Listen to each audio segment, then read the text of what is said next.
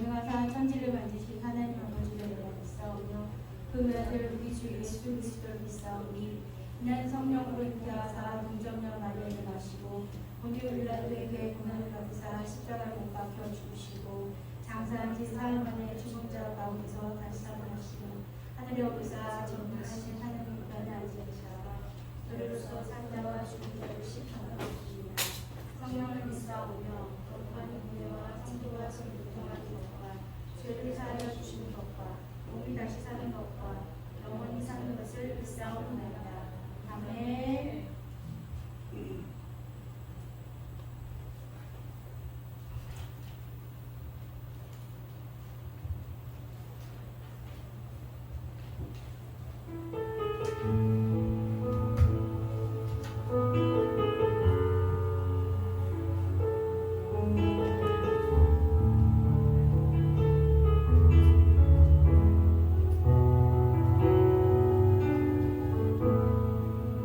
하늘의 문을 여소서 이곳을 주목하소서 주를 향한 노래가 꺼지지 않으니 하늘을 열고 보소서 이곳에 임재하소서 주님을 기다립니다. 기도의 향기가 하늘에 닿으니 주여 임재하여 주소서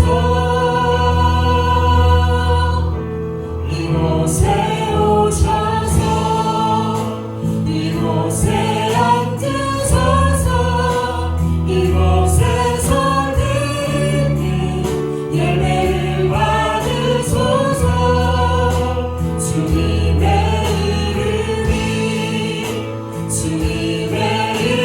이름만이 오직 주의 이름만 이곳에 있습니다.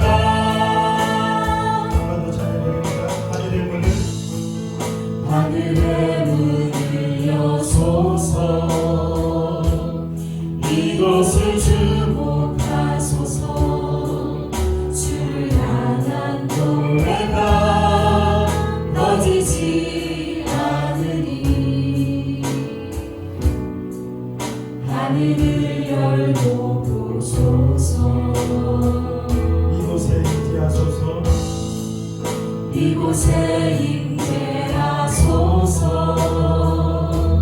주님을 기다립니다. 기도의 향기가 하늘에 닿으니 주여 임재하여 주소서 이곳에 오셔서 이곳에 앉으소서 이곳에서 드리는 예배를 받으소서 주님의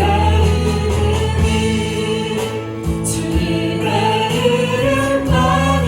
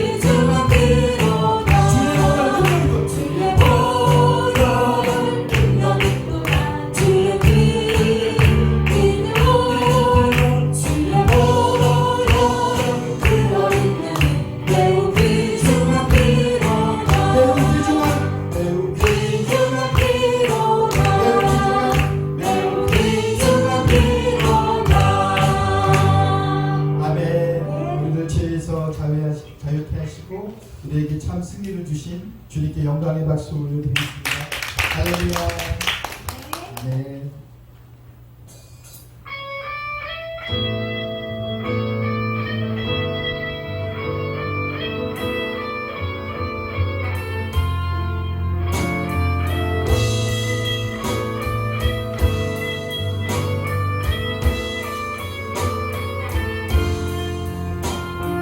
교회여 일어나라 주께서 부르시니 두려움과 실패 내려놓고 교회여 일어나라 교회여 일어나라. 교회여 일어나라 주께서 보내시니 이 부르신 삶의 자리에서 교회여 일어나라 이 세상의 이 어둠을 밝히는 하나님의 편지 주를 나타내는 주의 교회 통해 세상의 주를 보이라 일어나라 아버지 사랑으로 아버지 능력으로 서로 하나 되어 그 빛을 비추라 노래하라 아버지의 사랑을 아버지의 크심을 이 삶의 노래로 주님을 나타내라 일어나라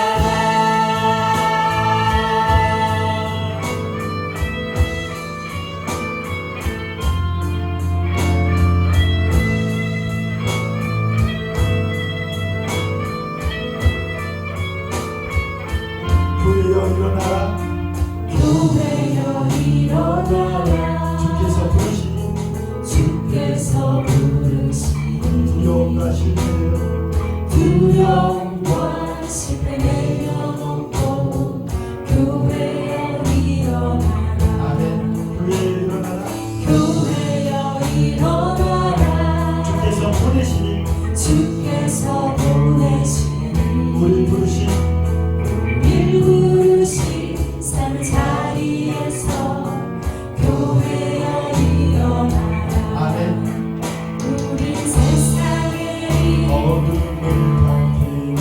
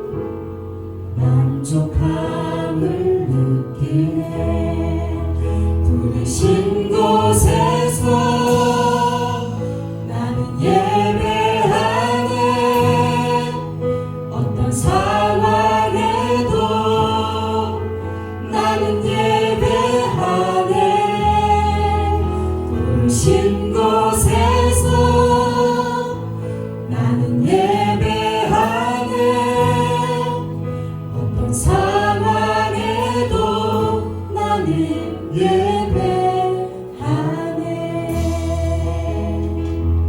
사랑과 진리에 사랑과 진리에 한 줄기 빛보네 한 줄기 빛보네.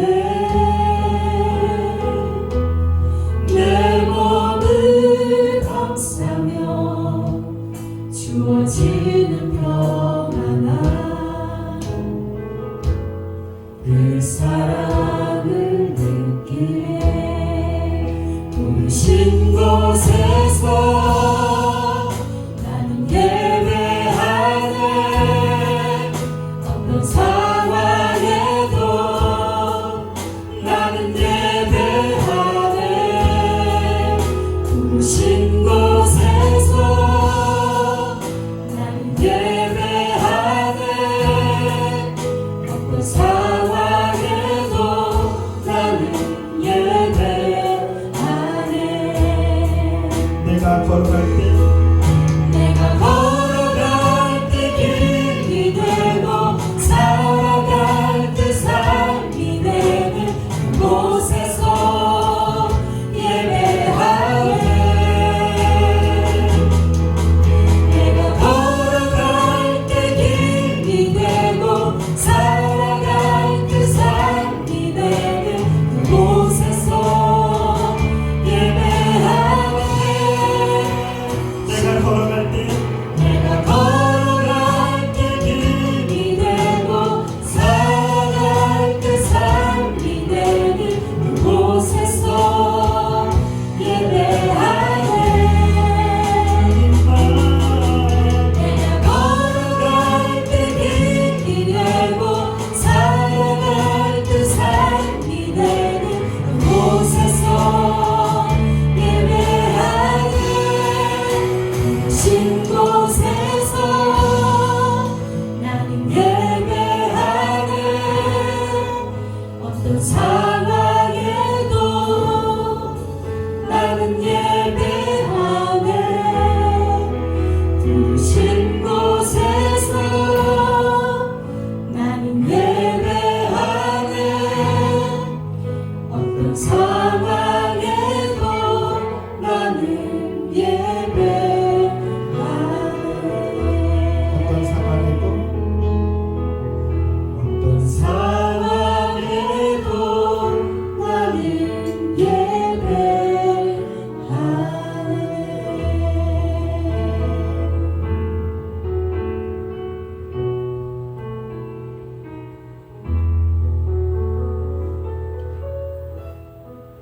주님 감사합니다. 오늘 부른 세미나 마지막 3일차에도 이렇게 저희를 불러주셔서 귀하신 목사님이 귀한 말씀 들을 수 있으니 너무나 큰 은혜임을 고백합니다. 오늘 말씀을 통해서도 저희가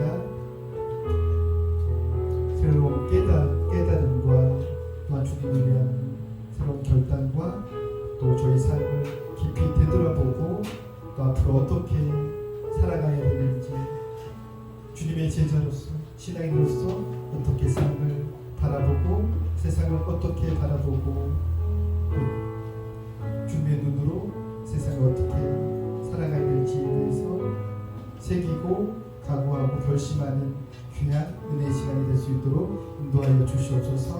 오늘 다 같이 오늘 마지막 날 돌습니다. 주님을 만나기 원합니다. 주님의 음성 듣기 원합니다. 주님을 위해서 결단하기 원합니다. 다 같이 한 목소리로 기도드리겠습니다. 주님 감사합니다. 감사합니다. 귀한 시간을 베풀어주셔서 감사합니다. 오늘 말씀을 통해서 세상을 더 각적으로 신앙으로서 어떻게 살아가야 되는지 저에 대해서 생각할 수 있는 귀한 시간이 될 수 있도록 인도하여 주시옵소서. 살아계신 주님, 나에게 말씀하시는 그 주님을 만나게 하여 주시옵소서. 주님과 함께 하여 주시옵소서. 주시옵소서.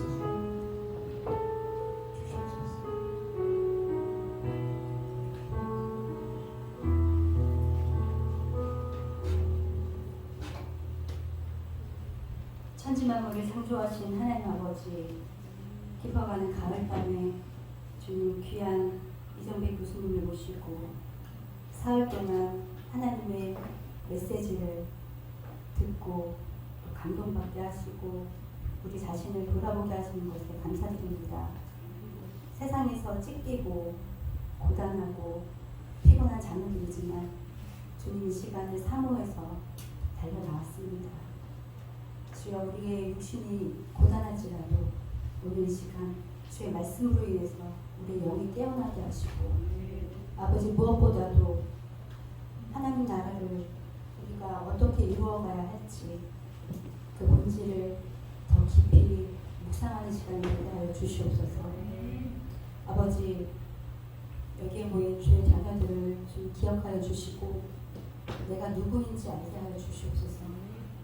주님 다른 사람의 눈물을 흘리게 하지 말라고 하신 그 말씀이 가장 기억에 남습니다. 우리가 신앙인으로서 믿는 자로서 주의 자녀로서 교회 안에서가 아니라 교회 밖에서 어떤 모습이었는지 아버지 가슴을 찢으며 회개합니다. 세상과 동떨어진 삶을 살며 하나님의 말씀을 아버지 세상과 벽을 세우는 도구를 사용하며 그저 우리끼리 좋고 우리끼리 은혜를 외치며 우리끼리 아멘하며 살았던 시간들을 주님 앞에 회개합니다. 아버지 이 시간 이후로 우리의 삶이 정말 그리스도의 편지로 그리스도의 향기로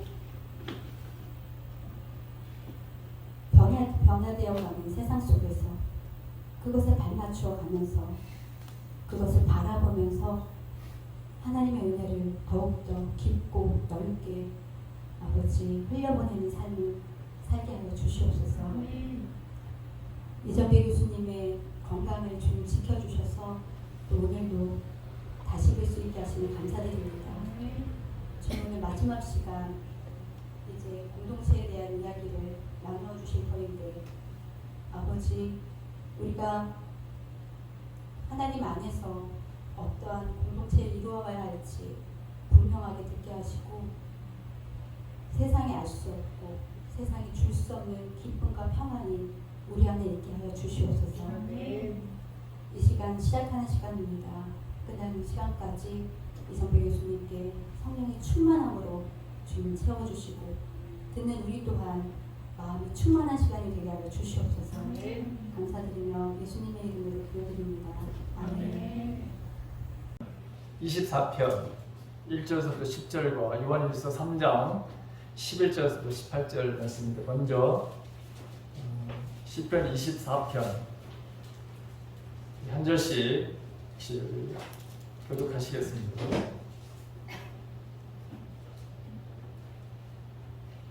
땅과 거기 충만한 것과 세계와 그 가운데에 사는 자들은 다 여호와의 것이로다.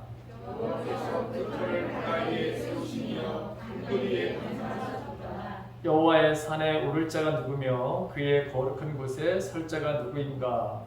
소리 깨끗하며 마음이 청결하며 입술에 성탄한 때에 유지하지 않으며 거짓 맹세하지 아니하는 자다. 그는 여호와께 복을 받고 구원의 하나님께 의를 얻으리니 이는 여호와를 찾는 족속이요 야곱의 하나님의 얼굴을 구하는 자다. 문들아 너희 머리를 들을지어다. 영원한 문들아 들을지어다. 영광의 왕이 들어가시리로다. 영광의 왕이 누구시냐? 다가오는 여호와시요 전쟁의 인간 여호와시다. 문들아 너희 머리를 들을지어다. 영원한 문들아 들을지어다.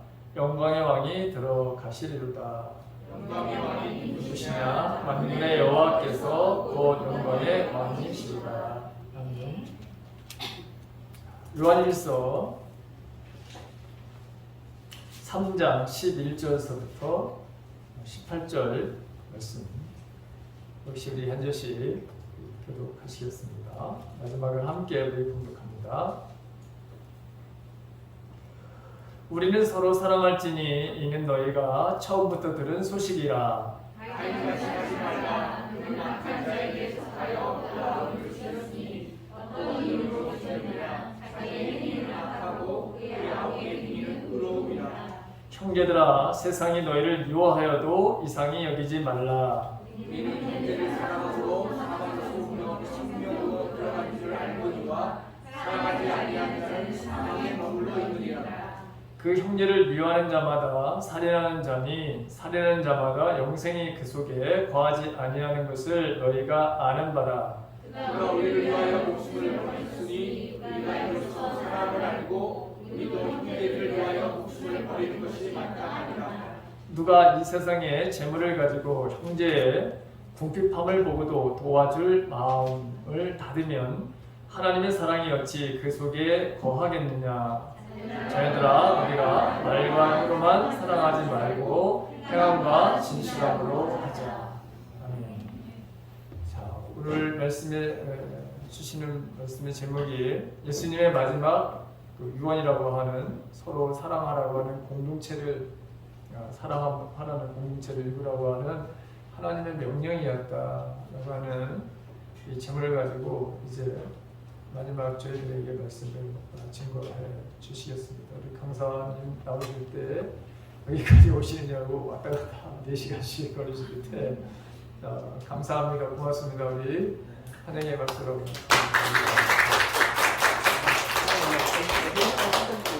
신발을 벗고 가야 되는데 맨날 신고 오니까 말이 괜찮아요. 그냥 신고 올라왔어요. 네.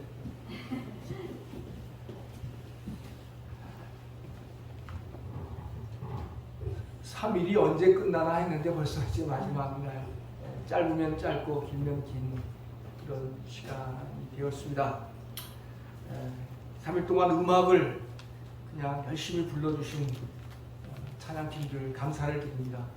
교회에 일어나라는 노래가 제일 마음에 와 닿았습니다. 교회에 일어나라. 예, 오늘 세 번째 날은 이제 공동체에 대한 이야기를 해보겠는데요. 벌써 3일째가 되니까 첫째 날은 무슨 얘기를 했는가, 둘째 날은 무슨 얘기를 했는가가 또 까마득할 것 같은데 오늘 기도로 그 이야기를 잘 환기시켜 주셨어요. 첫 번째 날은 우리가 신앙이라고 하는 것은 관을 얻는 거다. 볼 눈을 갖는 것이다. 남들 보는 것 다 보는 걸 보는 게 아니라 남들 보지 못하는 것을 보는 것, 그게 우리들의 신앙을 갖는 길이다. 그렇게 말씀을 거기에 주안점을 맞춰서 말씀을 드렸고, 어저께는 결국 우리가 세상 사람들이 보지 못하는 것, 이 세상이 전부가 다가 아니다라는 것, 그래서 우리들에게 하나님의 나라라고 하는 어떤 가치, 비전, 꿈, 그런 것들을 우리는 가지고 산다는 것. 그래서 사람들은 그걸 믿지 않지만, 그래서 이 세상이 전부인 것처럼 알고 이 세상에 올인하여 살지만, 우리는 이 세상 속에서 이 세상 이상의 것이 이 세상 속에 있다. 은총이라고 하는 게 뭐냐? 이 자본주의의 이 욕망의 세계 속에서 그 욕망을 다 누리며 살아가는 게 은총이 아니라, 우리가 사는 세상 속에서 이 세상 이상의 것이 우리들의 삶 속에, 우리들의 의식 속에, 우리들의 믿음 속에, 우리들의 눈 속에 그런 것들이 있다라고 하는 것. 그걸 우리가 어렵지만 그걸 놓치고 살면 안 된다. 그런 걸 갖고 있는 사람은 혼자서는 그렇게 이제 못 산다 말이죠. 그러니까 우리가 공동체가 필요하다. 서로의 힘이 필요하다. 서로가 함께 해야 된다 하는 이야기를 오늘 하고 있습니다. 오늘의 본문으로 들어가기 전에 제가 경험한 이야기 하나, 오늘 공동체와 관계에서 중요한 이야기 하나를 먼저 말씀을 드립니다. 제가 40대 한 중반이 됐을 무렵, 40 막 넘었을 때입니다. 그게 2000년도 되기 전이니까요. 1999년도쯤 됐을 때, 이 일본이라고 하는 나라, 가깝고도 먼 나라인데 한번 그곳에 가서 일본이라는 나라를 경험하고 싶다. 그런 생각이 들어가지고 이제 교수들은 6년에 6개월씩 이렇게 안식년을 얻어서 공부할 수 있는 기회가 있어서 마침 때가 와서 제가 아침 새벽반에 일본어 학원을 다니면서 기본적인 일본어를 습득하고, 그리고 이제 일본 교토에 있는 동지사 대학을 이제 거기에 교환 교수가 돼서 가서 우연한 기회에 아브람 공동체라고 하는 것을 알게 됐습니다. 아마 한국인으로서는 거의 처음 그 아브람 공동체를 접한 사람이라고 생각을 하고 그 이후에 제가 아는 많은 사람들을 그 공동체에 보내기도 했습니다. 그 아브람 공동체에 대한 이야기를 하려고 합니다. 제가 그때 나고야에서 이렇게 일본의 그 중국 한 가운데로 높이 기차 타고 올라가면 고산, 일본 말로 타가야마라고 하는 그런 지역이 있는데 그 지역에 아브라함 공동체가 있는데 그때 제가 갈 때는 이미 세워져서 16년 되던 해였습니다. 이 아브라함 공동체를 세운 오고라고 하는 신부는 일본에 있는 유명한 입교 대학의 교수이자 채플린이었어요. 담당 그 예배를 인도하는 기독교 채플린이었고 교수였어요. 자기가 그 일본 대학생들에게 아무리 열심으로 예배를 준비하고 노래도 준비하고 예배를 잘 드려보자고 아무리 노력을 해도 이 일본에 있는 그 풍토 속에서 그 대학생들은 예배에 단 1도 관심이 없어요. 자기는 있는 힘을 다해서 예배를 준비하는데 일본 대학생들은 그 예배에 우리 한국처럼 강제로 예배를 드리게 하는 게 아니니까 늘상 예배에 1명, 2명밖에 오지 않는 거예요. 그래서 그 오고 신부가 성공회 소속인데 그 오고 신부가 너무나 절망해서 내가 과연 이렇게 살아야 되겠는가 생각하다가 더 이상 이렇게 사는 것은 아니다 싶어가지고 과감하게 입교 대학을 그만둡니다. 그리고 나서 밖으로 나왔는데 평생 이렇게 입으로 말로만 살던 사람이 밖에 나왔는데 할 줄 아는 게 아무것도 없잖아요.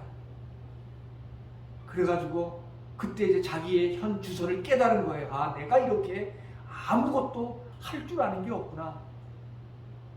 대학을 떠나고 교회 현장을 떠나니 나는 아무것도 할 줄 아는 게 없구나 라는 생각에 그때부터 왜 감옥소에 가면 직업교육을 시키는 그런 교육과정이 있잖아요. 소목과정. 그래서 뭐 의자도 만들고 뭐 그릇도 만들고 하는 그 재소자들과 더불어 그 감옥에 가서 그 소목 과정을 배우기 시작을 합니다. 그럼 몇 년을 배워가지고 의자도 만들고 그릇도 만들고 뭐 소품도 만들어갖고 그걸 팔아가지고 생활을 했어요. 그러다가 조금 더 이제 눈이 뜨이니까 여러분 제가 한번 물어보죠. 일본이 더 크겠어요? 독일이 더 크겠어요? 그 땅덩어리로 다 합하면 손까지 합하면 일본이 더 크더라고요. 저는 독일이 더 큰 줄 알았는데 섬까지 다 합하니까 일본이 훨씬 커요. 일본 농촌에는요 집 안에 소 마구간이 있어요. 소 외양간이. 사람하고 외양간이 같이 붙어 있을 정도로 일본의 집이 큰데 그때 일본도 16년 벌써 아주 몇 년 전이죠. 지금으로부터 20년 전에 한 4, 50년 전쯤에 일본은 거기도 농가가 다 무너져 버리니까 그 농가의 건물들을 다 해체해가지고 그 농가의 건물을 가지고 집을 다시 짓는 이 대목의 과정도 배웠어요. 그가 살던 그 타카야마라고 하는 지역은 어느 지역인가 하면 바로 이렇게 못을 박지 않고 나무들을 이렇게 끼워 맞춰가지고 집을 짓는 박물관이 있을 정도로 그런 아주 나무 목재로 집을 짓는 그런 기술이 많은 곳이고 듣기로는 임진왜란 때 우리나라의 장인들을 다 잡아가지고 와서 거기서 살게 하고 그 기술을 가지고 자기들이 집을 졌다 그래요. 어떤 면에서 우리나라 기술이죠. 그러니까 거기서 그렇게 나무들을 이렇게 못 박지 않고 끼워 맞춰서 집을 짓는 이 대목 과정까지 배웠어요. 그리고는 시골에 곳곳마다 다니면서 농사 지어주고 그리고 품삯으로 생활하고 그러면서 어느덧 소목과정, 대목과정 이런 걸 다 배우고 이제 손으로 할 줄 아는 게 생긴 거예요. 지금까지는 입으로만 살았어요. 수십 년 동안을. 그러다가 그 현장에 절망하고 특별히 일본적인 상황에서 밖으로 나와서 손으로 하는 걸 배웠어요. 손으로 하는 걸 알게 되니까 삶에 자신감이 생기는 거예요.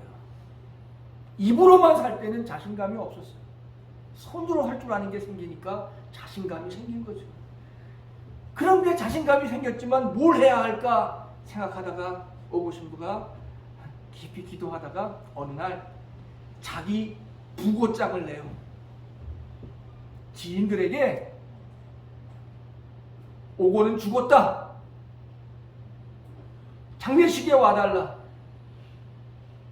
근데 진짜 죽은 게 아니라 지금까지 이렇게 살던 나 오고는 죽었다. 내가 진짜 죽을 때 나는 장례식 치르지 않겠다. 내 장례식에 와달라. 그건 뭐야? 담은 10만원, 20만원 가지고 와서 내 장례식 이후에 새로운 삶을 너희들이 나를 밀어주라는 뜻이죠. 그 뜻을 알고 그 오고의 신부의 지인들이 한 명, 두 명, 수백 명이 와서 오고의 장례식을 치렀어요. 새로운 삶을 축복한 거죠.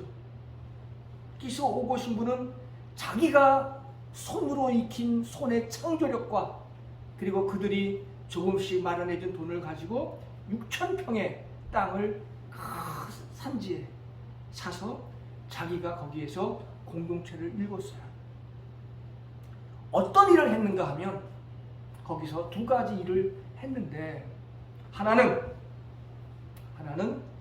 일본 사회도 고령화 사회니까 죽어가는 사람들의 고독이 너무 심각한 거예요. 아무도 죽어가는 이에 그 고독을 책임져 줄 수 있는 가족도 없고 친지도 없고 국가도 한계가 있고 오고 신부가 자기가 일본의 농가를 해체해 갖고 와서 집도 짓고 농사하는 땅도 만들고 뭐 이러면서 그 죽어가는 노인들의 고독, 그래서 그 노인들의 마지막을 지켜주는 역할을 거기서 했어요. 그리고 또 어떤 역할을 했느냐? 일본은 청소년들의 비리가 너무도 심했어요. 우리보다 항상 몇십 년은 앞서 문제가 일어나니까. 그래서 청년들이 너무나 많이 범죄할 때 그 일본 사회에서 너 감옥 갈래? 아니면 오고 신부한테 가서 농사 질래? 오고 신부한테 가서 감옥 가는 것보다 가서 노동할래? 그래서 와갖고 청년들 아이들을 노동을 시키는 거예요. 그리고 그 청년 아이들로 하여금 죽어가는 노인들과 더불어 같이 경험하고 같이 살게 했어요. 그러니까 아이들도 달라지고 노인들도 마지막을 기쁘게 살면서 이렇게 청년들과 노인들을 아우르는 그러한 아브라함 공동체를 만들어서 그렇게 살고 있는 모습을 봤어요. 그리고 거기에 가서 제가 인상적인 것은 뭐냐면 거기에 가는 사람은, 방문하는 사람은 자기가 자기 일생에서 가장 귀하게 읽은 책을 한 권 가지고 가야 돼요. 그리고 왜 이 책이 나한테 이렇게 소중한 책인가에 대한 이유를 첫 장에다가 써야 돼요. 그래서 그렇게 가져간 책을 거기다 한 권씩 거기다 기증하고 선물을 해서 가보니까 벌써 이렇게 큰 책장에 그런 책들이 수두룩하게 쌓여 있어요. 겹치기도 하고 뭐 어떤 거는 3권, 4권도 있고. 그러나 저마다 읽은 이유가 다르니까 왜 그렇게 합니까? 그랬더니 사람들이 이곳에 와서 어떤 이유에서든지 간에 그 어느 책 한 권을 읽고 뭔가 달라질 수 있다면 그것만큼 엄청난 기적이 어디 있겠는가.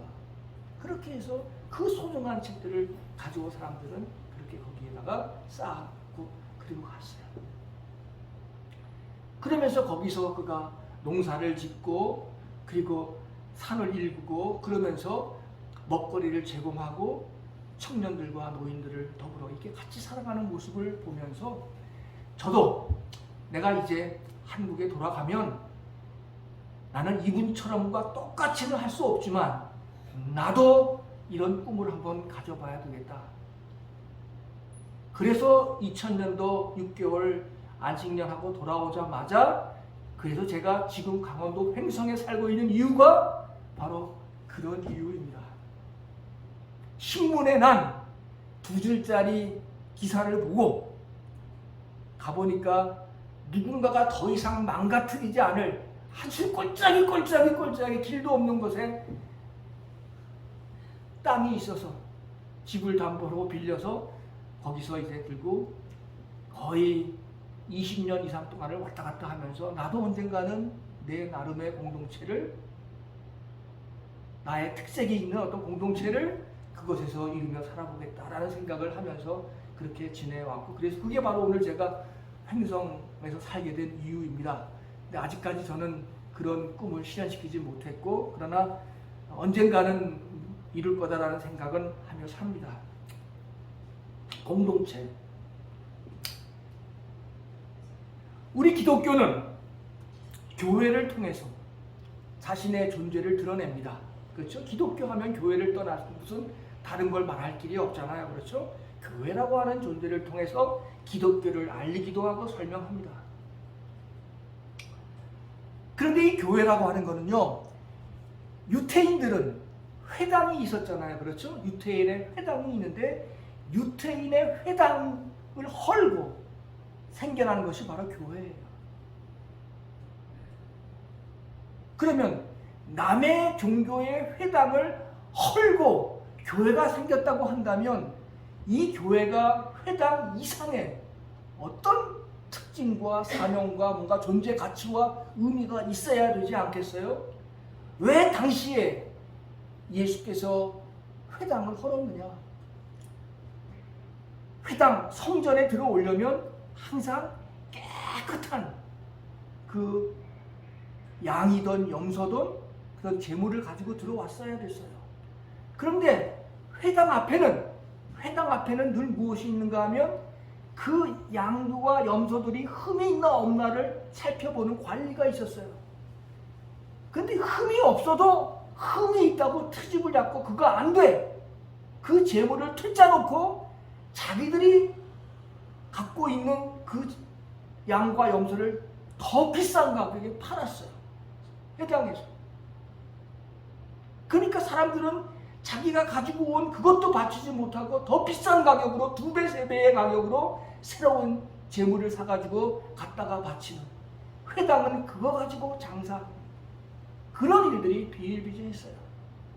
그러니까 예수님은 아시다시피 이 독사의 자식들아, 왜 하나님의 집을 장사꾼의 그런 소굴로 만드느냐고 그렇게 비판을 하신 거잖아요.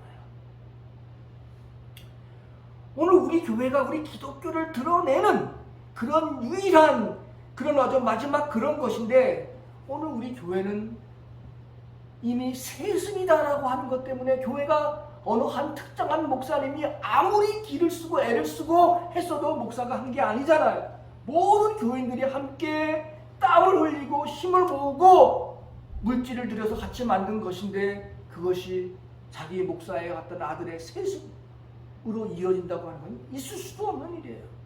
그 당시에 그 성전에서 양과 염소를 파는 그 매판 행위보다도 사실은 더 나쁜 일이에요. 있을 수 없는 일이에요. 그런 일들이 버젓이 일어나고 있는 것이 오늘의 현실이에요. 교회가, 우리가 과거 유태인들의 회당을 허물었다면 오늘 우리는 그 회당과 다른 모습을 갖고 있어야 되는데, 그 회당과, 그 무너진 회당과 그 무너뜨린 회당과 조금도 다름이 없게 되었다. 어저께도 말씀드렸지만 우리 교회는 하나님 나라가 그렇게, 예수님도 살아생전에, 바울도 살아생전에 하나님의 나라가 전혀 다른 세상에, 그러니까 당시로서는 로마 제국의 틀 속에서 살았죠.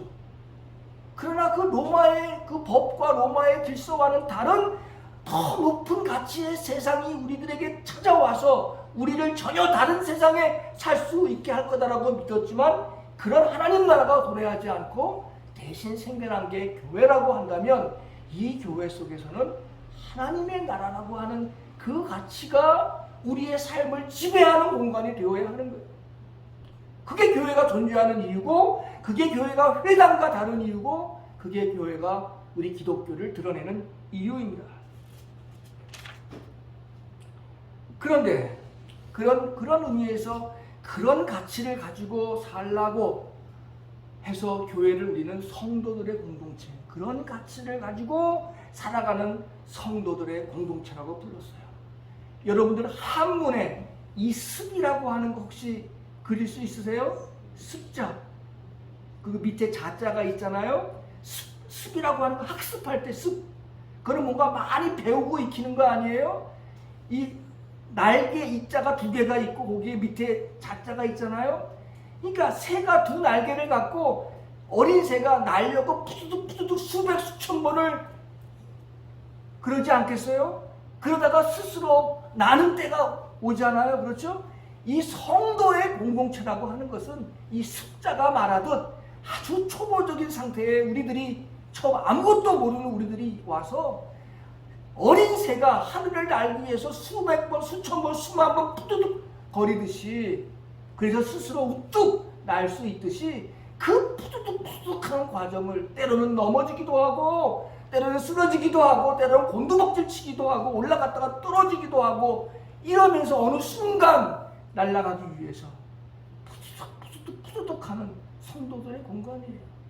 그 과정에서 우리들의 못난 모습 다 드러날 것이고, 우리들의 부족한 모습도 다 드러날 것이고, 우리 서로 격려해야 되고, 너 잘한다, 너 조금 더 올랐구나, 너 조금 더 컸구나, 박수 쳐주고, 이렇게 살아가는 공간이 성도들의 공동체예요.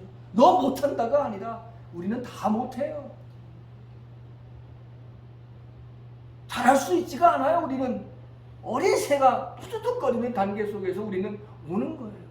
이 세상에 발을 담그고 살면서 하늘의 가치를 갖고 살려니 얼마나 푸드득거려야 우리가 그 일을 할 수 있으냐 말이에요. 어렵단 말이죠, 우리가. 그럼에도 불구하고 교회라고 하는 것은 이 푸드득거리는 이 움직임이 없으면, 이 생명의 약동이 없으면, 그냥 그대로 주저앉아 있으면 그건 교회 아니에요. 그건 무너져야 될 회당이 되고 만다는 말이죠. 아무리 큰 교회라도 그것 자체로 만족하고 자족해서 푸드덕거림이 없으면 그 교회 아니에요.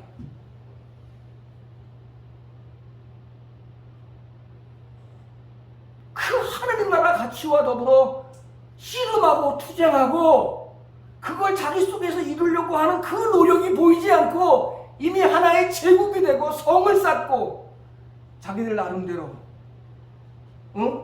다 됐다고, 여기만 들어오면 다 된다고, 여기만 들어오면 다 구원받고 다 부자 되고 다 축복받는다고 이렇게 가르치는 교회는 이미 그건 교회가 아니에요. 우리는 끝까지 푸드덕거리며 살아갈 수밖에 없는 존재예요.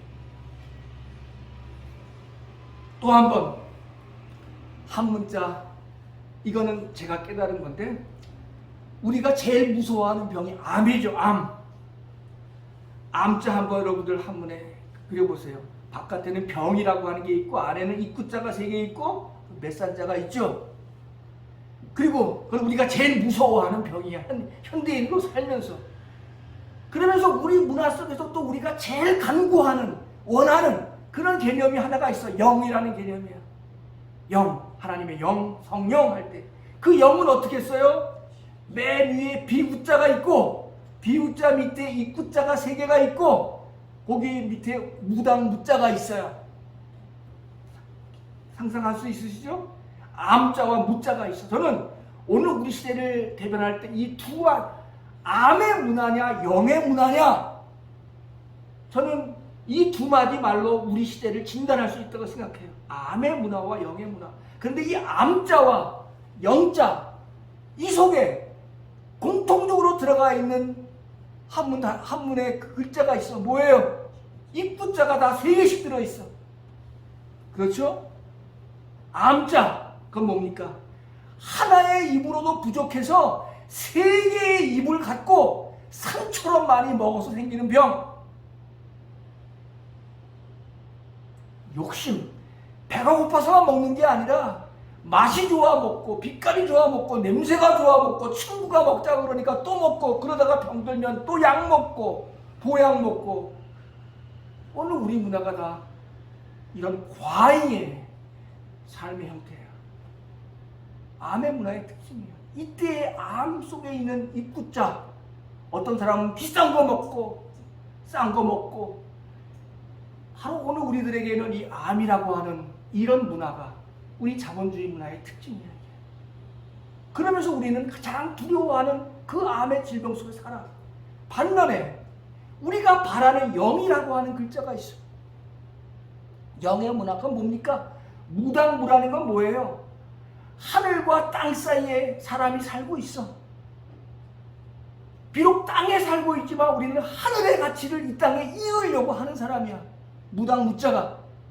그렇죠? 그래서 이 땅에 살고 있지만 푸드득 거리면서 하늘의 가치를 이루려고 하늘을 향해서 뭘 바라고 있어요? 이구동성으로 우리들의 입을 가지고 비가 내려주기를 바라고 있어.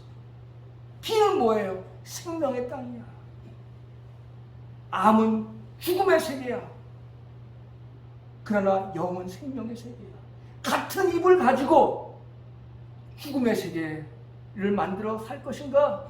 아니면 영의 세계를 우리는 이 땅에 이루며 살려고 애를 쓸 것인가? 암의 문화와 영의 문화. 오늘 우리는 이 두 세계를 어느 한 암의 문화의 이 세계 속에 발을 딛고 살고 있지만 어떻게 우리들의 삶이 그곳으로 깔아앉지 않고 영의 문화를 만들어내도록 우리의 입이 어떻게 하늘로 향할 수 있는가? 하늘과 연결될 수 있겠는가? 푸드득거리며 살아가는 성도의 공동체라고 말이에요. 어떤 종교사회학자가 이런 이야기를 했어요. 어느 한 특정한 지역에 같은 종교를 믿는 사람이 10명 중 2명만 있다면, 아니 2.5명이니까 4분의 1, 25%예요. 10명 중 25%만 같은 종교를 믿는 사람이 있다면 그 지역은 그 종교의 가치가 지배하는 공간이 되어야 하는 게 종교사회학적으로 옳대요.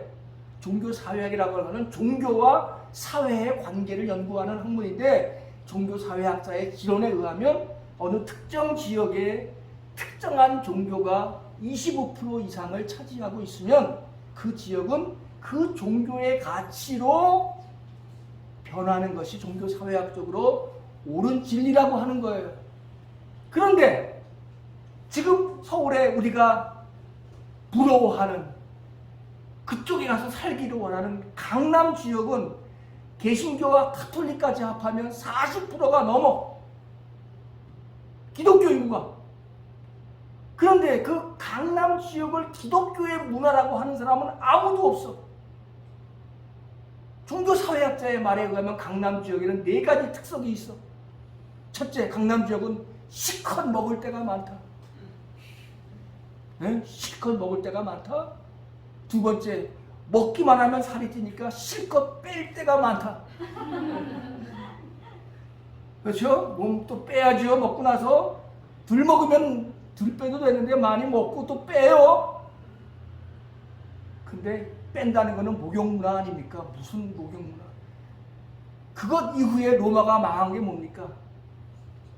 강남 지역에는 실컷 즐길 때가 많다. 에? 무슨 방, 뭐 별별 방방 이름들이 다 있으면서 실컷 즐길 때가 많다. 그런데 네 번째는 뭡니까? 실컷 용서받을 때도 많다. 그러니까 우리 기독교가, 이게 얼마나 기독교를 비하하는 말인 줄 아세요? 이 말이? 기독교라는 게 40% 이상을 차지하고 있다면 그 지역이 기독교 문화권으로, 생명 문화권으로, 영의 문화권으로 바뀌어야 하는데, 기독교라고 하는 게 뭐예요? 그 향락 문화, 실컷 먹고 빼고 즐기고 그런 사람들의 뒤치다거리만 하고 있는, 그렇게 살던 사람들에게 믿습니까? 아멘, 구원받았습니다. 이런 뒤치다거리만 하는 종교로 기독교가 그렇게 전락했다. 이게 기독교의 오늘의 현 주소다. 암의 문화를 영의 문화로 바꾸어가는 이런 일을 하는 게 아니라 이 푸드득거리는 연습을 시키는 게 아니라 그냥 그들이 거기서 먹고 마시고 즐기는 대로 그렇게 살도록 그걸 용인해주고 용납해주고 그걸 인정해주고 그걸 구원이라고 품어주고 그걸 사랑이라고 말하고 이렇게 말하는 오늘의 현실에 대해서 종교사회학자가 그런 지적을 한 거예요. 성도의 공동체, 하나님 나라와 이 세상의 현실을 같이 살고 있기 때문에 우리는 푸드덕거릴 수밖에 없는데 그 고통이라고 하는 게 말할 수가 없죠. 어떤 면에서 예수를 믿는다고 하는 것은요, 예나 지금이나 참 어려운 일이에요. 절대로 쉽지 않습니다. 절대로 쉽지 않습니다. 초대교회인들도 마찬가지였어요. 오늘 이따 그 얘기 또 할 거예요. 얼마 전에 우리 한국의 석학이라고 하는 이어령 선생님이 돌아가셨어요. 그분의 책 아마 한두 권쯤은 다 손에 쥐고 읽으셨을 겁니다. 그분의 책 마지막 수업이라고 하는 마지막 강의인가요? 수업인가요? 그 책이 있어요. 아시는 대로 이어령 선생은 지성 하면 그분을 빼놓고 말할 수 없을 만큼 언어의 천재죠. 그런 그가 사실은 기독교인이 아니었지만 자기 사랑하는 딸이 있었잖아요. 딸이 그 남편이 김한길이었죠.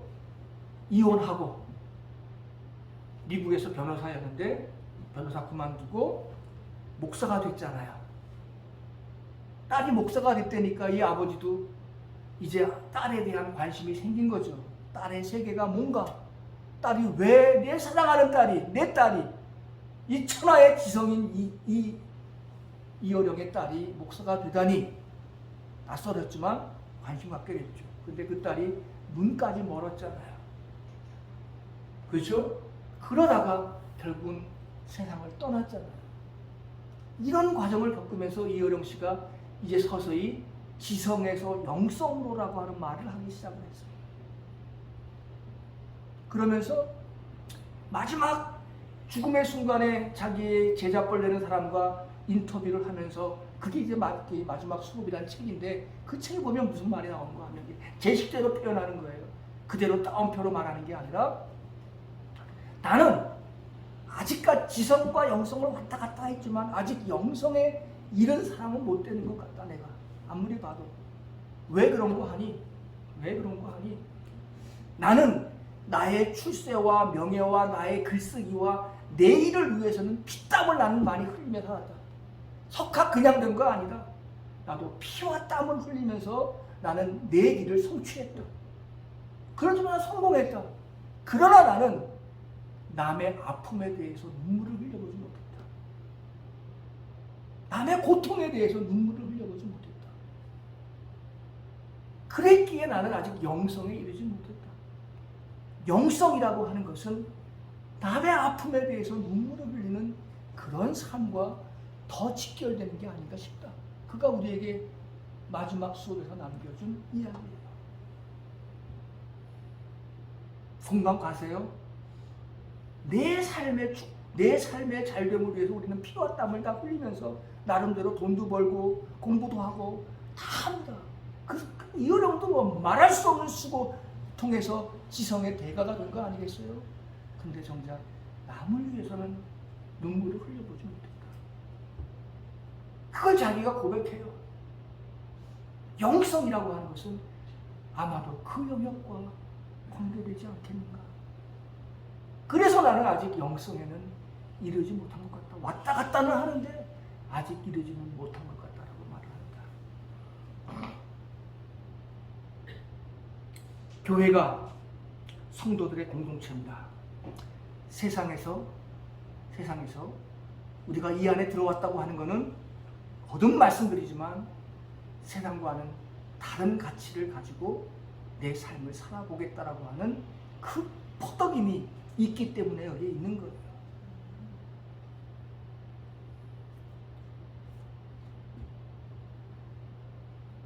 더욱이 교회가 영성의 공동체라고 말한다면, 영성의 공동체라고 말한다면 우리는 그런 퍼덕임을 해야 돼요. 그런 퍼덕임을 하려면 어떻게 해야 되냐? 결국 나를 위해서 피땀을 흘리는 것만이 아니라 남을 위해서 눈물을 흘릴 수 있는 그런 퍼덕임을 하려면 어떻게 되느냐? 우리가 처음에 말했듯이, 첫날에 말했듯이 성령 체험, 그건 뭡니까? 피조물들이 너무도 고통하고 있어, 이 현실이. 어떻게 보면 내가 제일 비참한 사람인 것 같아. 자기만 보면. 그렇죠? 나는 돈도 없고, 나는 아직 공부도 제대로 많이 못했고, 난 여러 가지 부족한 게 너무 많고, 내가 제일 못난 사람 같고, 내가 제일 불행한 사람 같아. 그냥 자기 소리만 내고 살지만, 자기 소리가 너무 크기 때문에 남의 소리를 들을 수 없지만, 그러나 조용하게 우리가 있어보면 이 세상에는 사실 온통 비탄과 고통의 소리들이 너무나 많아. 그 소리, 그 사람들은 너무도 고통스럽고 탄식해서 고통 소리도 못 내고 비탄 소리도 못 내고 있을 때 성령이 대신해서, 그들을 대신해서 탄식하고 있단 말이지. 오늘 우리가 두 개의 귀를 열고 그 소리를 들으면 그냥 그 소리와 하나가 되는 게 우리의 성령 체험이고, 그런 체험이 우리에게 있으면 우리는 파닥파닥 거릴 수 있다 그 말이에요. 주저앉아서 잘 먹고 잘 실컷 먹고 빼고 즐기는 것이 아니라, 그리고 그것 자체를 또 용서받고 또 먹고 빼고 노는 그런 게 아니라 퍼득거리면서 조금씩 더 높이 날 수 있다 그 말이에요. 우리가 그게 성도의 공동체가, 영성의 공동체가 되는 것이고, 암의 문화에서부터 우리도 뭐 별난 존재입니까? 우리 똑같이 암의 세 개의 입을 가지고 더 많이 먹고 더 좋은 거 먹고 더 잘 먹고 있고 그렇게 살고 싶은 것이 우리들의 인생인데, 우리 그렇게밖에 살 수 없는 똑같은 사람이죠. 그러나 그럼에도 불구하고 퍼덕거리면서 조금씩 높이 날 수 있는, 그렇게 우리가 영성으로 나아갈 수 있는 존재들인 거죠. 오늘 우리들은 그걸, 그래서 우리들은 서로 격려하고 잘했다 박수 쳐주고 부족해도 칭찬해주고 이러면서 우리가 살면서 서로들 조금씩 나아지는 모습들을 바라보는 것이 우리 교회가 이 땅에 있는 이유입니다. 그래서 어저께도 우리가 겨자씨 비유를 말했듯이, 이런 우리가 이렇게 살아가는 걸 보고 세상 사람들은 부담스러워하는 거예요. 저 사람들은 왜 저렇게 살지? 그렇죠? 좀 이상하다. 기독교인들은 그렇게밖에 살 수 없어. 그렇게 살아야 되는 게 마땅해. 왜? 세상의 가치와 다른 가치를 가지고 살기 때문에, 그를 향해서 퍼덕거리며 살고 있기 때문에 그런 거예요.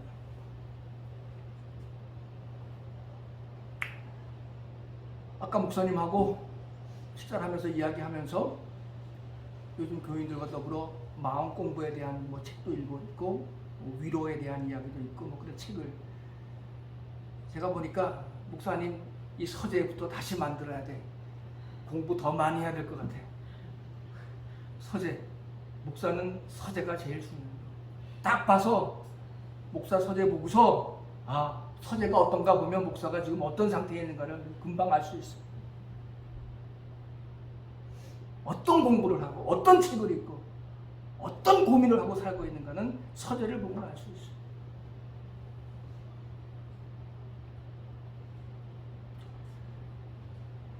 요즘에 제레미 리프킨이라는 사람의 쓴 책 가서 공감의 시대라는 책이 있어요. 여러분들 한번 읽어보시면 좋겠어요. 같이 교인들과 읽어보시면 좋은 책, 공감의 시대. 중세기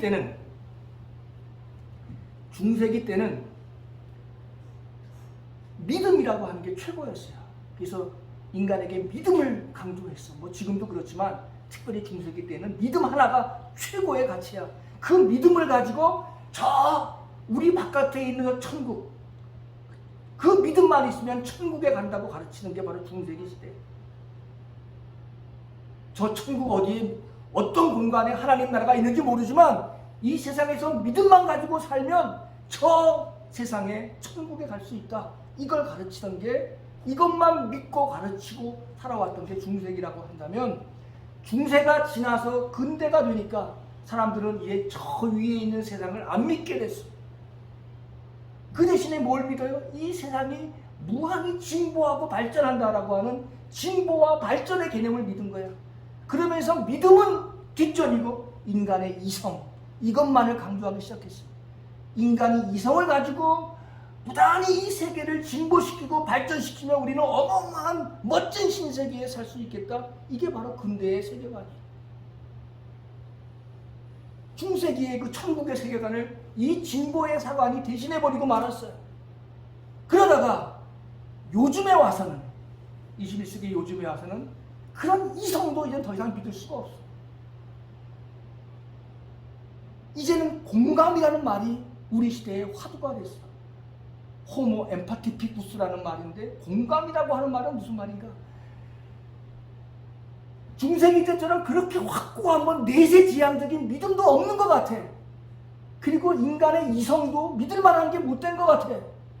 그리고 나는 늘 깨어지고 실수하고 늘 부서지고 나약하기 짝이 없는 인간인 것 같아. 내가 나를 봐도. 그렇습니까? 안 그렇습니까? 늘 깨지고 부족하고 무너지고 실패하고 또 좌절하고, 내가 나를 보니까 나는 한없이 그런 존재인 것 같은 거예요. 그러니까 나의 그런 모습을 보면서 다른 사람을 그렇게 공감해 주는 거예요. 오늘 우리 시대는 그래서 공감의 시대라고 말해요. 나의 약함을 빌어서 상대방의 약함을 이해해 주는 시대에 그런 거예요. 공감력. 그래서 오늘 우리 시대에는 믿음이 좋은 사람보다 공감력이 많이 있는 사람, 이런 사람이 우리 시대에 필요한 사람입니다. 누가 더 공감력을 많이 갖고 있는가? 교회 안에 있는 성도의 공동체는 이런 공감력이 필요한 사람입니다.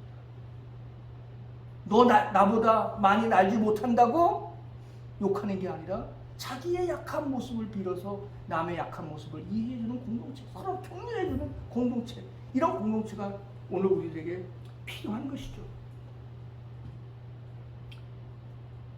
자, 이런 공감, 이렇게 우리가 이런 삶을 살려면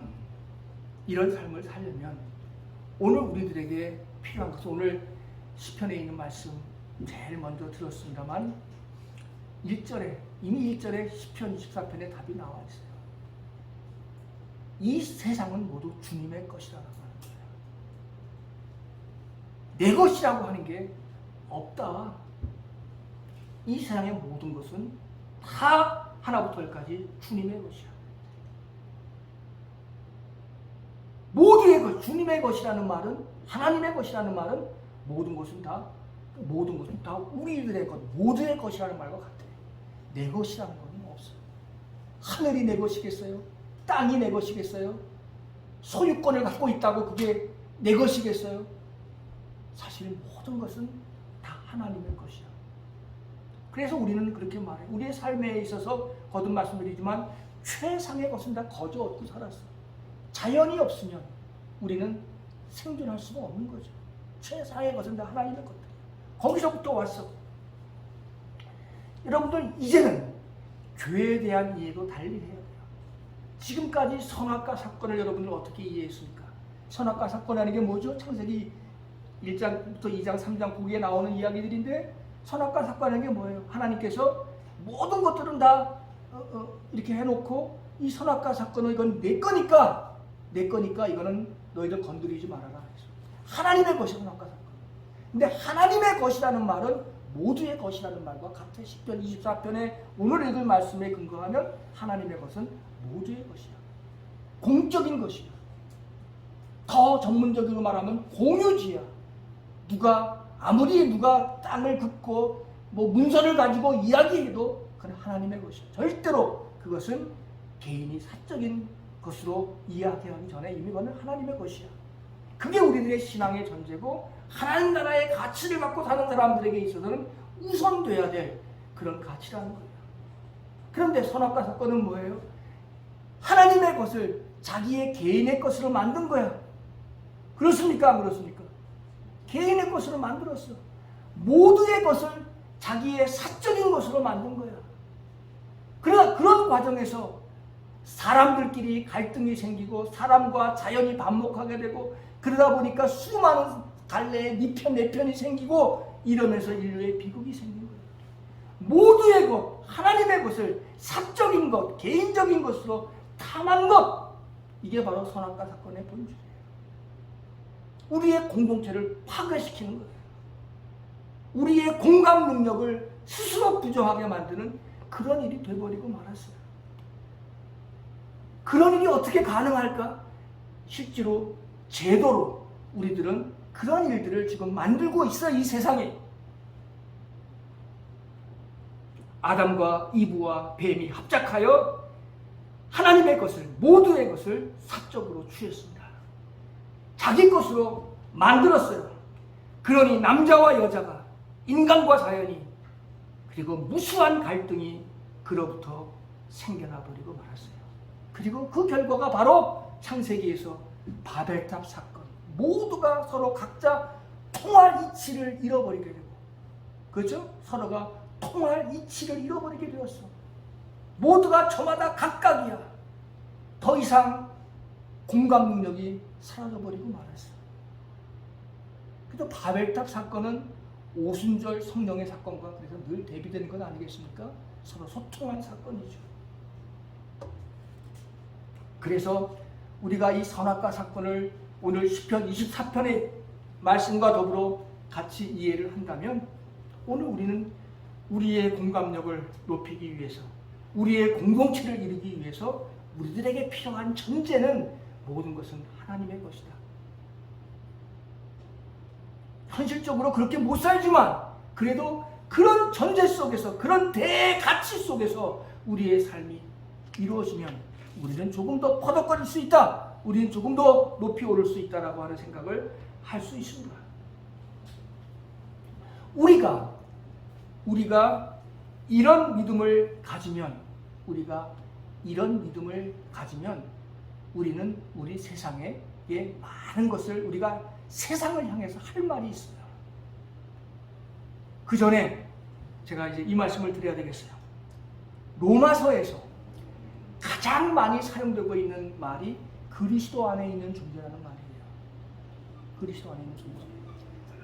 당시는, 이 로마서는 로마 시대에 있는 교인들에게 바울이 보낸 편지 아니겠습니까? 그러려면, 이 로마서를 이해하려면 이 로마 제국이라고 하는 그 정치 제도를 알아야 돼요. 로마 제국 속에 원래 살고 있던 사람들이 예수를 믿게 된 거예요. 알게 된 거예요. 로마 제국은 뭡니까? 능력이 있는 사람은 마음대로 종을 부리고 살 수 있었어요. 인간과 인간이 똑같지가 않아요. 로마 제국에서는 남의 나라에 가서 포로로 잡아오면 종이 되어버리는 거죠. 그래서 로마 제국의 당시의 법인, 로마 제국의 법 틀 안에서는 종을 가지고 함부로 산다고 하는 건 전혀 죄도 아니고 문제도 아니에요. 그렇게 살던 사람이 예수를 믿게 되고 예수를 알게 된 거예요. 그럼 어떡합니까? 이 종들을 스스로 다 방면해 뒀어요. 우리의 삶에서 우리의 수족같이 부릴 수 있는 종이 있다고 하는 게 얼마나 편한 거예요? 얼마나 좋아요? 그렇죠? 로마법에서는 그건 하등 아무런 문제가 되지 않아요. 그런데 무엇 때문에? 예수를 믿었기 때문에, 예수 안에서는 모두가 형제요 자매라고 하는 그 가르침 때문에 그리스도 안에 있는 존재는 어떤 존재가 되어야 하느냐? 그러다 보니까 종을 다 방면해 준 거예요. 이게 초대교인들의 삶의 모습이에요. 누가 시켜서 그러지 않았어요. 그리스도를 제대로 아니까 자기가 불편함에도 불구하고 그 일을 그렇게 했어요. 그런 사실이 있으니까 2000년 기독교 역사가 이루어진 것이지, 그런 사건이 없다면 기독교가 2000년을 유지했겠어요? 안 되는 거거든요. 근데 오늘 우리는, 그래서 그 이야기를 보고 오늘 우리는 묻는 거죠. 또 다른 이야기가 있어요. 그 로마 제국 시대에 여성이라고 하는 존재는 인간으로 취급을 못 받았어요. 지금도 뭐 그런 경향이 있어서 페미니즘 이야기가 나오지만은, 그 시대는 여성은 사람의 존재가 아니라 남성들에 의해서 마음대로 그들의 욕망의 대상으로 사용되고 부려지고 버려지고 하는 그런 존재예요. 심지어 부부 관계를 갖고 있더라 하더라도 부인이 그날 준비도 안 되고 남편과 더불어 그런 마음도 아니지만 남편이 원하면 억지로 해야 돼요. 그게 다 뭐예요? 고린도서에 나와 있는 이야기들이에요. 성경에 다 그런 이야기가 나와 있어요. 그런데 예수를 믿었기 때문에 여성들에 대한 이해가 바뀌는 거예요. 여성들이 원하지 않으면, 여성들이 거부하면, 여성들이 아니요 하면 참고 인내하고 견디고 삼가야 되는 것이 기독교인들의 삶이었어요. 노예제도, 가부장제도 이런 거를 스스로 버린 것이 당시 그리스도 안에 있는 존재들이었어요. 로마 제국의 법적 테두리 안에서는 아무런 죄가 안 되지만 그러나 스스로 그런 길을 버렸어요. 그리스도 안에 있는 존재가 되기 위해서. 존재가 되기 위해서라기보다도 그렇게 되니까 자연히 그렇게 됐다 그 말이겠죠. 그러면 오늘 당신은 로마 제국 아니었지만 오늘 우리는 이 자본주의라고 하는 이 제국 속에서 이 암의 문화를 만들어내는 이 제국의 틀 속에서 우리는 그러면 그때 교인들이 그렇게 했다면 우리는 지금 어떻게 해야 될까 하는 방정식을 우리가 푼 거 아니겠어요? 그게 지금 우리들이 해야 될 일이고 그럴수록 우리들은 우리 안에 담겨진 가치에 대해서 누구보다도 더 많이 애를 써야 되는 시대가 되었어요. 그러면서 그때 기독교인들은 사도 바울이 로마서를 쓴 목적이 이거예요. 우리가 이렇게 그리스도 안에 있는 존재가 되었는데 정작 또 그리스도 안에 있는 존재가 되었는데 이 안에 또 분파와 분열이 생기는 거야. 여러분들 안에도 누가 더 친하고 누가 더 믿고 이렇게만 이야기하고 그런 분들이 있을까요? 혹시? 예수를 믿었는데 그렇게 어렵게 그리스도 안에 있는 존재가 되어가지고 제국과는 다른 방식대로 삶을 살았는데 그리스도 안에 있는 존재들끼리 또 갈등과 분열이 생기는 거예요. 그래서 바울이 로마서를 쓴 가장 큰 목적은 뭐냐 하면 바로 어떻게 우리가 하나가 될까? 어떻게 하나가 될까요? 먼저는 제일 큰 거는 기독교인들과 이방인들이 어떻게 먼저 하나가 될까? 그리고 조금 좁히면 이방인으로서 기독교인이 된 사람과 유태인으로서 기독교인이 된 사람이 있을 거 아닙니까? 전혀 헬라 이방 사람으로서 기독교인 믿는 사람이 있고 유태인 중에 예수를 믿는 사람이 있는데 이방인과 유태인이라고 하는 자신의 과거 때문에 기독교인 오늘의 현실이 서로 막 다른 거고 충돌하고 싸우고 막 그런 거예요. 어떻게 우리가 이방인으로서의 기독교인 된 우리와 유대인으로서 기독교인 된 우리가 어떻게 또 하나가 될까? 이 끊임없는 하나의 길을 모색하는 것이 바로 사도 바울이 로마서를 쓴 이유예요. 우리 모두 하나가 되자. 우리가 로마 제국하고의 그 가치 싸움에서 우리가 그렇게 이겨서 우리가 그리스도 안에 있는 존재가 되었는데 어떻게 우리끼리 또 자기의 출신 배경에 따라서 이렇게 다른 삶의 모습을 가지고 우리가 논쟁하면 되겠느냐? 우리 서로 하나가 되자. 그리스도 안에 있는 존재. 그래서 세상과의 관계 속에서 그리고 우리들 간의 관계 속에서 그런 하나 되는 길을 우리에게 요구하는 거예요. 그래서 로마서도 보면 그때 그 시대의 사람들도 우리와 똑같았어요. 그래서 우리는 로마서를 보면서 오늘 우리들을 다시 읽고 더 우리가 어떻게 로마서의 가르침대로 우리의 미래를 준비할 것인가 생각하는 거죠. 많은 사람들이 그 한겨레 신문 조현 기자가 쓴 책이 있어요. 한겨레 신문 혹시 보시는 분이 있는지 모르지만 거기에 종교 담당 기자 조현 기자가 있는데 조현 기자가 쓴 책에 공동체에 관한 책이에요. 세계 여러 나라의 공동체, 우리나라의 공동체에 대한 그 탐색한 보도 기사를 갖다가 다 한 것입니다. 아마 목사님 보시면 또 좋은 아이디어를 얻으실 수 있을 것 같은데, 그 책의 부제가 뭐냐면 혼자서는 외롭고 여럿이는 불편하고. 딱 맞는 말이죠. 혼자서는 외로워. 근데 여럿이는 같이 사는 건 또 불편해. 그럼에도 불구하고 사람들은 같이 살려고 애를 쓰는 시대가 되었어요. 해마다 장로교 신학대학에 우리나라에 있는 공동체들 모임들이 있어요. 근데 300개 이상의 모임들이 거기 모여요. 어떤 공동체는 3명이 모여 살고, 어떤 공동체는 7명, 30명, 뭐 100명, 뭐 규모가 문제가 아니라 공동체로서 살고 있는 그룹들이 한 300여 개가 모여서 해마다 공동체 이야기들을 나누고 배우고 또 자기들을 변화시키는 그런 모임을 하고 있어요. 거기를 한번 가서 그분들을 만나봤더니 배울 바가 참 컸어요. 그래, 그분들도 마찬가지야. 그리고 한마디, 혼자서는 외롭고 여럿이는 불편하지만 그분들의 의견 속에는 뭡니까? 내가 이제 너의 앞을 앞질러 가지 않을 터이니, 너보다 앞서가지 않을 터이니, 너와 더불어 같이 갈 터이니 우리 이제 더불어 함께 살자. 이게 이들의 기본적인 정신이에요. 지금까지는 서로 앞서려고, 경쟁하려고, 자식도 공부를 더 많이 시키려고 별의별 노력을 다 하면서 살아왔지만, 그럴수록 자기는 더 허무해지고 공허해지고 도대체 삶이 아닌 게 되기 때문에 선언하는 거예요. 내가 너보다 절대 앞서가려고 하지 않겠다. 너의 바짝 뒤를 따라가도 좋으니 우리 이제 더불어 같이 있자, 같이 살자.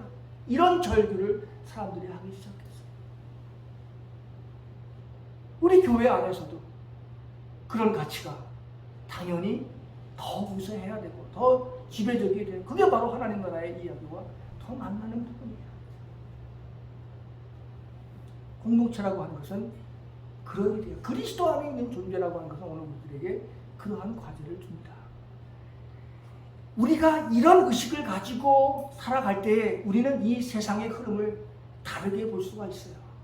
지금 우리 이 세상은 이제 기본소득이라는 말을 하기 시작했어요. 어저께 잠깐 말씀드렸죠. 지금까지는 정부가 우리를 긍휼히 여기고 불쌍히 여겨서 우리들에게 혜택을 주는 차원으로 우리는 보살핌을 받아왔지만, 이제 기본소득이라고 하는 그런 게 아니에요. 하늘도 땅도, 그리고 흙 속에 묻혀있는 광물도, 그리고 우리의 페이스북 속에 있는 무수한 지식의 세계도, 이거는 누가 독점할 수 있는 게 아니야. 우리 인류가 모두가 다 만든 거야. 하나님의 것이자 우리 모두의 것이야. 그것들을 이용해서 지금까지는 특정한 소수들이 돈을 벌어왔어. 그리고 자기들은 수백 조씩 쌓아놓고 낙수 효과도 일으키지 않은 채 그들은 더 많이 부자가 되고 20대 80의 사회가 아니라 1대 99의 사회가 되어버리고 말았어야죠. 이런 현실에서 이제 이 기본소득이라는 문제가 대두되지 않으면 우리가 알고 있는 이 자본주의 체제 자체가 붕괴될 수밖에 없다라고 하는 이야기가 나오면서, 기본적으로 기본소득, 페이스북에 있는 무수한 지식들은 다 사람들이 만든 거 아니에요? 그걸 빌미로 해서 돈을 수십억씩 수조 원씩 버는 기업들이 있잖아요. 네이버 뭐 등등 그런 거 아니겠습니까? 그런 문화적인 정보를 비롯해서 이 전자파, 하늘에 있는 전자파인데 그 전자파 하나를 뚝 자기들이 독점해갖고, 이거는 뭐 001, 009 해서 독점해갖고 그걸 독점해서 돈을 버는 게 바로 기업들 아닙니까? 근데 그게 왜 그들 거예요? 이거는 우리 모두의 것이다라고 하는 의식을 가지면서 그 모두의 것을 사용해서 돈을 버는 사람들이 모두의 사람들에게 살 수 있는 기본소득을 만들어줘라. 이게 기본소득의 기본 처지예요. 누구든지 모두에게 그런 거를 주는 것이, 이게 바로 오늘 우리 시대의 하는 일이다. 우리가 성서 안에서 모든 것은 하나님의 것이다 라고 하는 말을 우리가 배운다면, 우리는 우리 교회 안에서만, 그리스도 안에 있는 존재로만 그렇게 사는데 만족하는 게 아니라, 우리의 그러한 의식이 우리 사회 속에서 구현될 수 있도록 이 세상이 조금 더 모든 사람들에게 평평한 세상을 만들 수 있도록 우리들이 그런 노력들을 하지 않으면 안 된다. 그런 때가 됐다. 그래서 교회다워지면, 교회가 하나님 나라의 가치를 갖고 살 때 이 세상도 변할 수 있는 것이지, 우리는 지금 세상을 변하게 할 수 있는 힘이 아무것도 없죠. 세상에 주눅들어 살고 있는 게 오늘 우리들의 모습이라면, 이제 오늘 우리들은 다시 한번 새로운 그런 마음다짐으로 우리가 바르게 서면 우리는 세상을 향해서 우리의 소리를, 기독교인의 소리를 낼 수 있고 세상을 다른 세상으로 만들 수 있다. 그것이 바로 오늘 우리 교회가 이 땅에 존재하는 이유이다. 저는 그렇게 생각을 합니다. 그래서 초대교회, 우리가 희망으로 생각하고 우리가 긍정적으로 생각하는 공동체가 초대교회에 있다고 하는데, 이 초대교회의 특징은 두 가지가 있습니다. 하나는 다양성이에요. 초대교회 속에 어느 교회도 똑같지가 않아요. 초대교회라고 하는 것은 어떤 교회냐 하면, 어떤 교회는 그때는 성경이 이렇게 있지 않았기 때문에 마가복음만을 추종하는 공동체가 있었고, 누가복음만을 추종하는 공동체가 있었고, 심지어는 지금은 외경으로 했지만 마리아복음만을 추종하는 공동체가 있었고, 도마복음만을 추종하는 공동체가 있어갖고, 저마다 다 공동체마다 특징이 있었어요. 다양성을 가졌어요. 저도 이 가까이 있는 교회, 이 교회가 여타의 교회보다 다양한 다른 특색을 지닌 교회로 발전하길 바랍니다.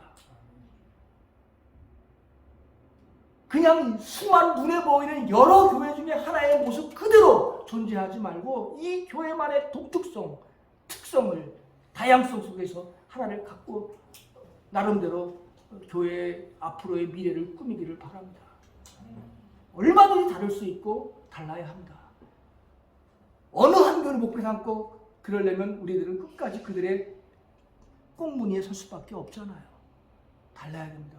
어떻게 다를 것인가를 고민해야 됩니다. 모든 교회가 이렇게 다르지만, 그러나 모든 교회는 또 하나의 공통 분모를 갖고 있습니다. 그게 뭐냐? 복음의 정치학이라는 겁니다. 하나님 나라의 가치를 이 세상에 한다, 푸드덕거린다라는 그 말을 조금 어려운 신학적인 용어로 복음의 정치학이라고 말합니다. 그 말은 무슨 말이냐? 로마 시대에 살지만 로마 시대와는 다르게 살려고 발버둥 쳤던 그리스도 안에 있는 존재들이 있었잖아요. 쉬운 일이었겠어요? 절대로 쉽지 않았어요. 그들과 다르게 살겠다고 하는 것, 그것이 바로 복음의 정치학입니다. 로마 시대에 살지만, 그들 세계 속에 살고 있지만, 그들의 가치관이 지배하는 현실에 우리가 발딛고 있지만, 어떻게 그들과 다르게 살 것인가? 그것이 로마 제국 시대의 기독교인들의 삶의 모습이었어요. 그 이야기는 오늘 우리에게 똑같습니다. 어떻게 오늘 우리는 이 시대에 살고 있으면서 이 시대와는 또 어떻게 다른 모습으로 살 것인가? 그 모습이 또 여타의 수많은 획일적인 그런 성장지향적인 그런 교회와 달리 어떻게 우리 교회는 독특하게 특이성을 갖고 다양한 방식으로 우리는 우리의 길을 걸어갈 것인가? 그러면서 나는 너의 뒤를 쫓아가도 도우니 우리 더불어 같이 있자. 더불어 같이 살자. 비록 불편할지라도 그러나 우리는 더불어 같이 살자. 같이 살아보자. 라고 하는 이 공동체 의식. 이 교회가 다른 사람들은 일부러 다른 공동체를 만들고 있지만 이미 우리는 이런 공동체가 있잖아요. 이 공동체를 우리는 그렇게 키워나가고 만들어가고 이 공동체 속에서 하나님의 큰 역사가 일어나기를 주님의 이름으로 간절히 축원합니다. 아멘. 네. 오늘 이야기를 이만큼 마치겠고요. 오늘 조금 더 여유 있게 제가 조금 일찍 끝냈습니다만은 또 한번 자유롭게 또 이야기를 나누고 그리고 헤어지도록 하겠습니다. 목사님 사회로 좀 이렇게 토론을 좀 하시죠. 자, 어제 들으신 것도 있고 오늘도 있고 말씀드리면서 그동안 생각하시는 거 오늘 말씀이 아니어도 다른게 듣고 싶은 성경들이 듣고 싶으면 그것도 이렇게 그런 시간을 가졌습니다. 그런데 제가 오늘 이야기를 하나 정말 중요한 걸 빠뜨렸습니다. 하나 그 얘기를 조금 더 하겠어요. 요한 1서 읽었잖아요. 그렇죠? 요한 1서를 읽었는데 또 하나의 공동체가 이 브루더호프 공동체라는 게 있었어요. 영국에 있습니다. 많은 한국 사람들이 영국에 있는 브루더호프 공동체를 탐방합니다. 근데 브루더호프 공동체의 창시자가 아놀드라고 하는 사람인데 이 아놀드라고 하는 사람은 본래 성서신학자였어요. 아주 유망한 성서학자였어요. 그런데 성서학자로서 성서를 연구하다 보니까 특별히 요한일서를 연구하다 보니까 서로 사랑하라, 사랑하라는 말이 너무너무 많이 나오는데 이 말이 정말 무슨 뜻일까 생각하다가 이 사랑하라는 말은 예수의 마지막 유언이었는데 결국 사랑하라는 말은 공동체를 이루라는 구체적인 말이었다. 사랑하라, 사랑하라. 우리 말 많이 하는데 도대체 뭘 갖고 사랑하라 하는 거냐? 그건 공동체를 이루며 살라는 말이었다. 그렇게 깨닫고 이 아놀드라고 하는 사람이 학자의 길을 포기하고 공동체의 삶을 시작을 했고 그 공동체의 삶이 바로 브루더호프 공동체의 시작입니다. 그래서 아놀드는 영국에서 아주 이상적인 공동체를 만들어서 그렇게 하고 있고 그 공동체의 모습을 교회의 모습으로 이렇게 수용해서 만들어 가려는 노력을 하는 교회들도 꽤 많이 있습니다. 그래서 오늘 제가 이렇게 제목을 걸어놓고 그 말을 빼뜨렸는데 서로 사랑하라는 말은 예수의 최후의 유언이었다. 그런데 사랑하라는 말은 그냥 배고픈 사람에게 빵 하나 주라 그런 차원이 아니라 너희들 공동체를 이루고 살아라. 공동체를 이루고 살라는 그 이면에는 내 것이라는 게 없다는 생각을 해라. 모든 것은 다 하나님의 것이라고 하는 생각을 가지고 살아라. 라고 하는 그런 이야기를 브루더호프 공동체의 창시자 아놀드는 했고 그 이야기가 지금도 굉장히 영향을 미치고 있고 조연 기자가 쓴 혼자서는 외롭고 여럿이는 불편하다는 그 공동체 이야기 탐색 속에 아주 중요한 대목으로 그 이야기가 여기 다뤄져 있습니다. 그래서 여러분들 교회 공동체를 위해서 그런 책도 한번 같이 읽어보시면 마음 공부 이상으로 여러분들에게 도움이 되지 않겠나 생각이 드네요. 그 이야기를 제가 빠뜨렸습니다.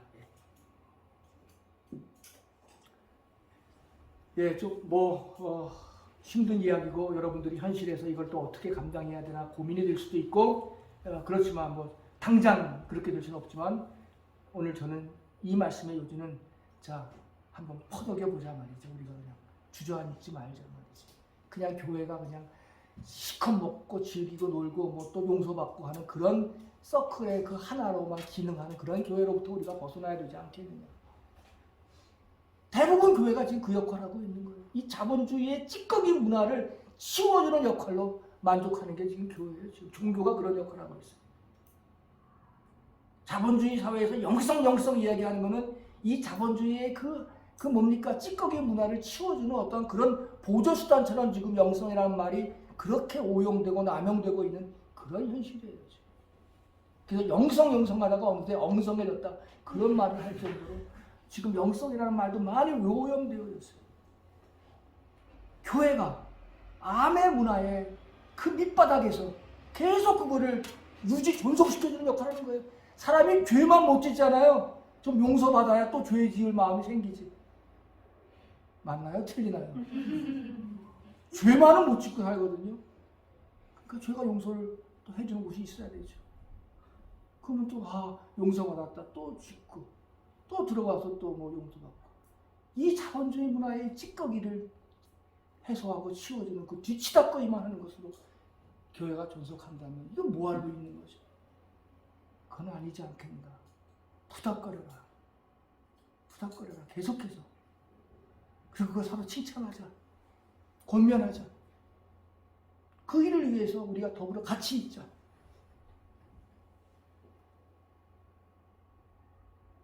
힘들지만 그게 하나님 나라의 가치인 것이고 그게 회당을 무너뜨리고 교회를 세웠던 예수님의 뜻이었고 그 교회라고 하면 바로 이제는 눈에 보이는 건물이 아니라 구체적인 공동체다. 이런 공동체를 우리가 이룰 수 있겠는가 하는 과제를 우리 모두 키워주면서 한번 고민해 보면 좋겠다. 기왕지사 우리가 이렇게 깊은 인연을 맺고 10년, 20년 이런 교회의 멤버들이 되었다고 한다면 우리가 비록 다른 사람들보다 가진 것이 적고 배운 것이 조금 적고 불편한 것들이 많더라도 한번 그 좋은 가치를 갖고 한번 우리 삶 속에서 한번 씨름해 보자라고 하는 그런 단단한 마음들이 생겨나기를 바라면서 일단 다시 이제 보충했습니다. 네, 자유롭게 한번 몇 분 질문해 주십시오. 개인적인 네. 질문인데요. 교수님은 지금 어제 제가 그렇게 식사하면서 키우는 중학교 때부터 네. 영락교회 청소년 회장으로 네? 영락교회 네, 영락계. 근데 제가 궁금한 거는 어린 시절부터 이렇게 지금까지 쭉 신앙생활 하고 있으시잖아요. 네. 신앙인으로서 살고 계시잖아요. 네. 내가 신앙인으로서 지금까지 몇십 년 사는 동안 가장 의미 있게 생각하셨던 거. 그러니까 신앙인으로서 내가 이거 하나는 정말 하나님 앞에 말씀드리고 싶다. 그리고 또 하나는 근데 내가 정말 이건 너무 좀 하나님 앞에 후회스럽고 회개하고 싶다. 네. 네, 그런 게 있다면 그거 다 하나님만 아셔야지. 근데 네. 지금 생각하면 제가 이제 이런 일이 있었어요. 근데 저는 그걸 부끄럽게 여기지 않고 그때가 참 순수했더라고 느끼는 건 뭐냐 하면 신학생 시절이었는데 제가 식사하면서 말했지만 저는 이제 대학교 3학년 때까지 제가 신학대학에 갔다는 말을 안 하고 충청북도 보은에 사는 부모님들한테 속이고 신학대학을 혼자 갔거든요. 그래갖고 전 혼자 그 부담을 참 많이 지고 살았어요. 근데 그러면서 이제 부모님한테도 학비를 모 대학을 다닌다고 거짓말하면서 학비도 넉넉히 받았죠. 그리고 또 교회에서도 장학금을 줘서 장학금을 받았죠. 또 공부도 잘했겠죠. 공부도 잘해서 학교에서 장학금을 받았죠. 그래서 뭐 등록할 때가 되면 돈이 많았어요. 돈이 많아서 이렇게 뭐 어떻게 등록을 하고 남은 돈을 가지고 그때 이제 어린 심정에 은행으로 가는 도중인데 학교 앞에 우리 감신 앞에 육교가 하나 있잖아요. 육교 앞에 추운 겨울인데 너무 춥게 하고 있는 가난한 그 어떤 그 할아버지가 국어를 하고 있었어요. 근데 나는 지금 당장 저분한테는 이게 필요한데 나는 당장 필요하지도 않지만 이거를 바로 건너편에 은행이 있었거든요. 저금하러 가는데 마음에 걸리는 거야. 이거 어떻게 하면 좋지? 그래서 그 6개월을 거짓말 안 보태가 20번을 왔다 갔다. 이거 드리고 갈까? 아니지, 이거 나 또 아까운데 이거 은행에 저금해놔. 또 나중에 쓸 일이 있을 텐데. 대학교 3학년, 4학년 때 그 갈등하면서 거기를 왔다 갔다 20번을 하다가 결국 제 마음속에 타협이 생겼어요. 그래, 절반은 드리고 절반만 가지고.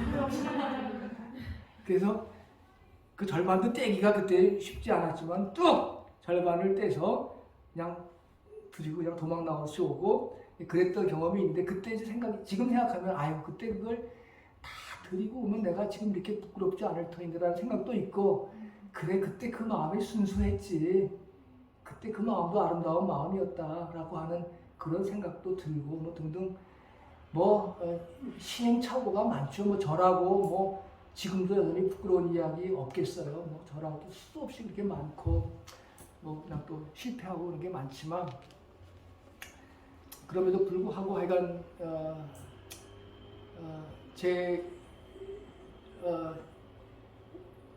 내년이 되면 제가 이제 신학 50년을 공부한 해가 됩니다.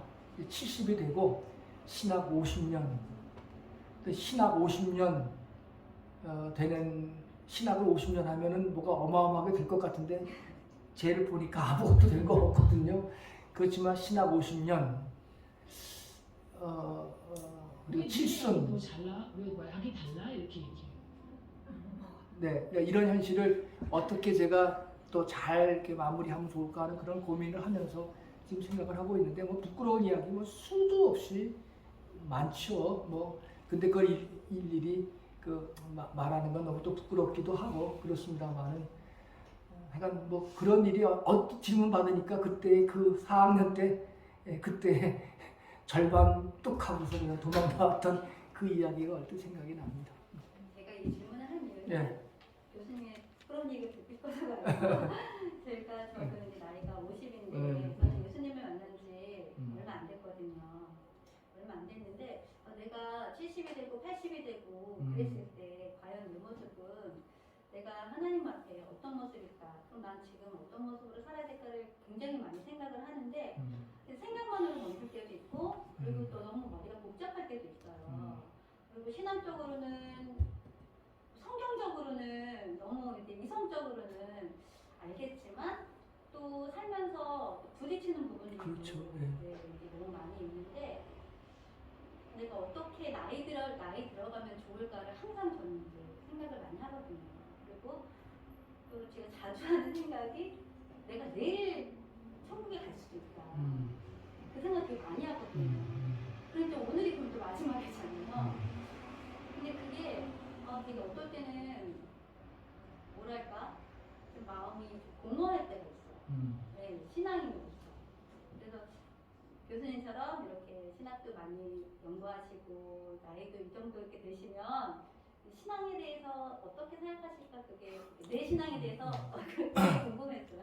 근데 그래요. 저는 이제 어릴 적에 교회에서 잘 공부도 하지 못하신 할머니가 새벽기도 나와갖고 쭉 하고 하나님을 불렀던 그 할머니 집사님 권사님들의 그 하나님 쭉 불렀던 그 소리가 지금도 귀에 쟁쟁하거든요.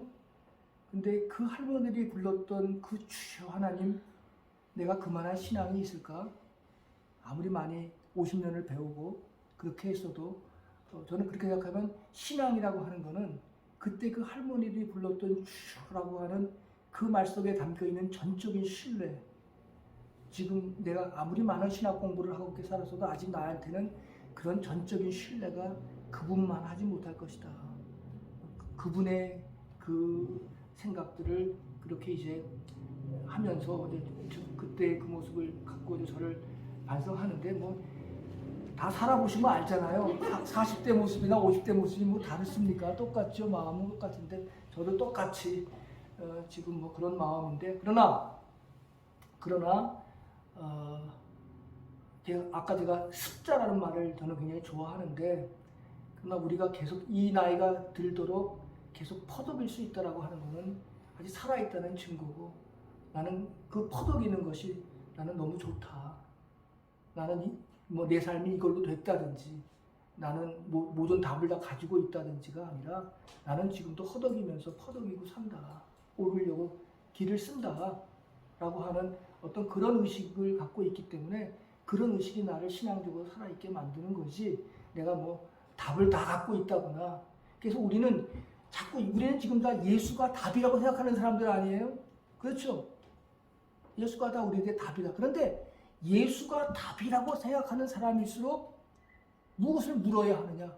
도대체 우리들의 문제가 뭐길래 예수를 우리는 답이라고 여기는가? 우리의 문제가 정말 뭔가? 예수를 답이라고 생각하는 사람일수록 믿는 사람일수록 우리의 물음은 정말 뭔가? 내 문제는 뭔가를 더 여실하게 진실하게 물어야 된다. 거꾸로 우리의 문제가 뭔가? 우리의 물음이 뭔가? 내가 철실한 게 뭔가라는 물음을 더 물어야 된다. 그럴수록 그 예수가 답이라고 하는 의미가 저마다 각각 다르게 강도 있게 다양하게 우리에게 다가올 수 있다.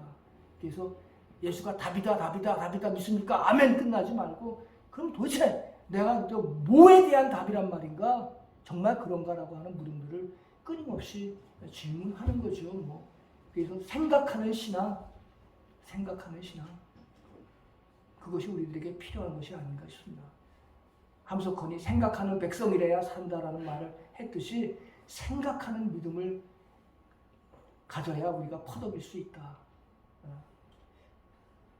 그래서 이런 말도 있어요. 하나님은 한 손에 진리를 가지고 있고 하나님은 다른 한 손에 진리를 향해 나가려고 하는 그런 손을 갖고 있다면 우리는 진리를 갖고 있는 손이 아니라 진리를 향해 나아가는 그 손을 붙잡아야 된다. 그런 말을 우리가 할 수도 있는 거죠. 그러니까 사도 바울도 뭐 나는 계속해서 달려갈 뿐이라고 이야기했잖아요. 그래서 제가 좋아하는 다섯 유형문은 미정거라고 해서 미정거. 아직 다 채우지 못한 원거지. 우리 인생에서 완전거는 없어. 다 원거지를 채울 수 있을 만한 사람은 없어. 그 다섯과 같은 성자라고 불리우는 사람도 자기의 인생은 미정거야. 아직 채우지 못한 원거지야. 여백이 아직도 많이 남아있는 거야. 그게 우리들의 인생이죠. 그러니까 너무 모든 걸 다 확실하지 않다고 해서 우리가 틀린 것도 아니고 분명하지 못하고 뭔가 잡히는 게 없다 그래서 우리가 잘못된 건 아니다. 저는 그렇게 생각을 합니다. 끝까지. 그러나 우리의 지향점이 있느냐? 안 되는 줄 알면서 impossible dream이라는 게 있잖아요. 불가능한 impossible possibility라는 거, 불가능한 가능성. 바로 하나님 나라라고 하는 건 우리들에게 그런 운명을 살도록 그렇게 가르친 거예요. 그게 그리스도 안에 있는 존재들이에요. 그런데 역사 속에서 그렇게 산 사람들이 있기 때문에 우리도 한번 그런 삶을 한번 그런 삶의 방정식을 우리도 한번 풀어내겠다라고 이렇게 다짐하는 거죠. 절대로 교회가 이 자본주의 문화의 하수장 역할을 하지 말아요. 그거는 아니다. 그건 아니다.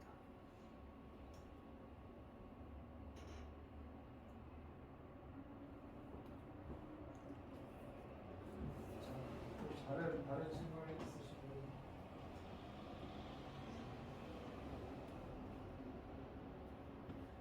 네. 지금 목사님 현재 공동체 생활하시고 들었는데 현재 공동체 생활 어떻게 하시는지랑 현재 공동체 모습이랑 이게 궁금하고요. 그리고 목사님께서 지향하시는 또 추구하시는 그런 공동체 모습이 어떤 모습일지도 궁금합니다. 예, 근데 그게야말로 정말 부끄러운 건데 20년 전부터 이제 일본에서 아브라함 공동체, 오고 신부의 공동체를 보고 와서 제 나름대로 꿈을 꿨는데 아직까지 그냥 계속 저는 꿈만 꾸는 어린아이의 상태로 머물고 있고 이제 지금 제 생각에는 한 5-6 가정이 각각의 달란트를 갖고 있는 5-6 가정이 함께 모여서 예배하고 서로 함께 나누며 공존하며 살고 또 자기가 갖고 있는 달란트를 갖고 봉사하고 그리고 농사도 같이 짓고 이러면서 같이 살아가는 한 5-6 가정의 사람들과 더불어 예배 공동체, 삶의 공동체 이런 것들을 나누고 싶다. 그래서 이제 그런 이야기를 이제서야 40대 초반에 꿈꾼 일을 이제 70이 눈앞에 있는 이 시점에서 이제 한번 그렇게라도 한번 살아보려고 그런데 공동체 운동하는 게 얼마나 어려운지 사실 다 압니다. 그러니까 저는 이제 그런 특별한 공동체도 중요하지만 그보다 더 중요한 거는 우리가 자꾸만 대안학교 말하는 거는 기존에 있는 학교를 자꾸만 부정하고 대안학교 말하면 안 되잖아요. 기존에 있는 학교가 중요하듯이 이 교회라고 하는 공동체가 중요하다.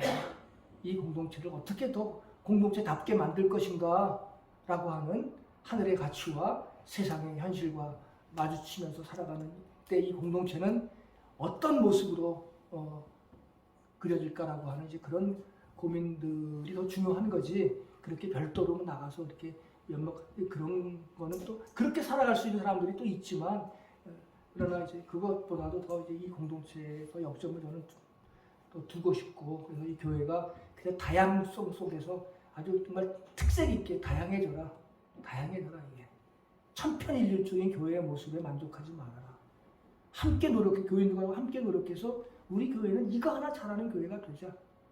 이렇게 하면 되는 거다.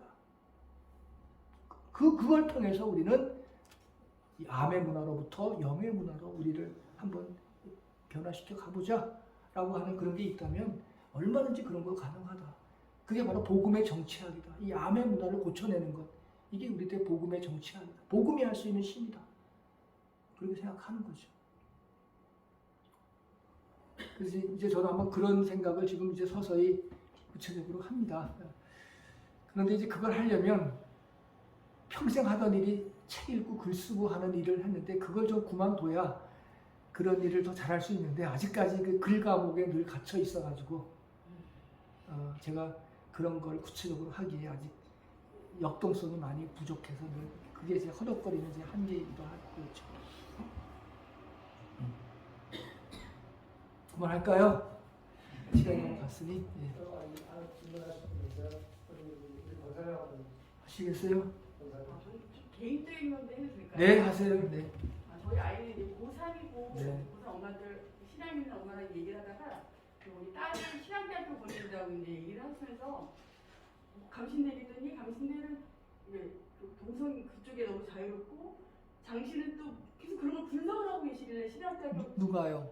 제 같이 있는 고3 엄마가. 저도 저희 아이들 이제 신앙 얘기를 했을 때 네. 저는 이제 감리교니까 당연히 우리 이쪽만 생각했는데 분석을 하시고 신학대학교 되게 신중하게 고르시는 모습을 봤는데 그 어쨌거나 학교에 계셨던 분이시고 네.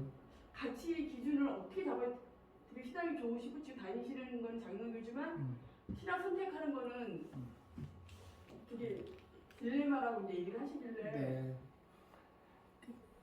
제가 중학교 3학년 때까지 영락교회를 다니다가 감리교로 하다 보니까 장로교와 감리교, 뭐 성결교, 침례교, 뭐 여러 교파들이 있으니까 우선 제일 좋은 거는 자기가 소속해 있는 교단의 교파의 신학교를 가는 게 제일 무난한 일이겠는데 또 뭐 우려가 있겠죠. 네, 근데 특색이 다 있습니다.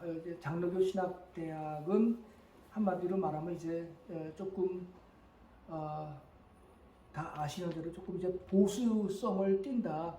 보수성을 띈다고 하는 건 좀 안정감이 있다는 말이겠죠. 그렇죠?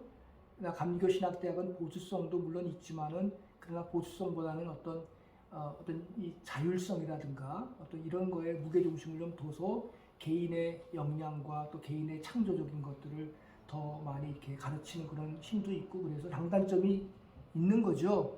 그래서 이 기독교 신앙의 축을 성서, 전통, 이성 그리고 감정 이렇게 두거든요. 그러니까 성서와 전통은 변할래야 없는 우리 앞에 있는 기본 자료 아닙니까? 그렇죠? 성서와 전통이 없으면 우리가 신학할 수 있는 근거가 없잖아요. 그렇죠?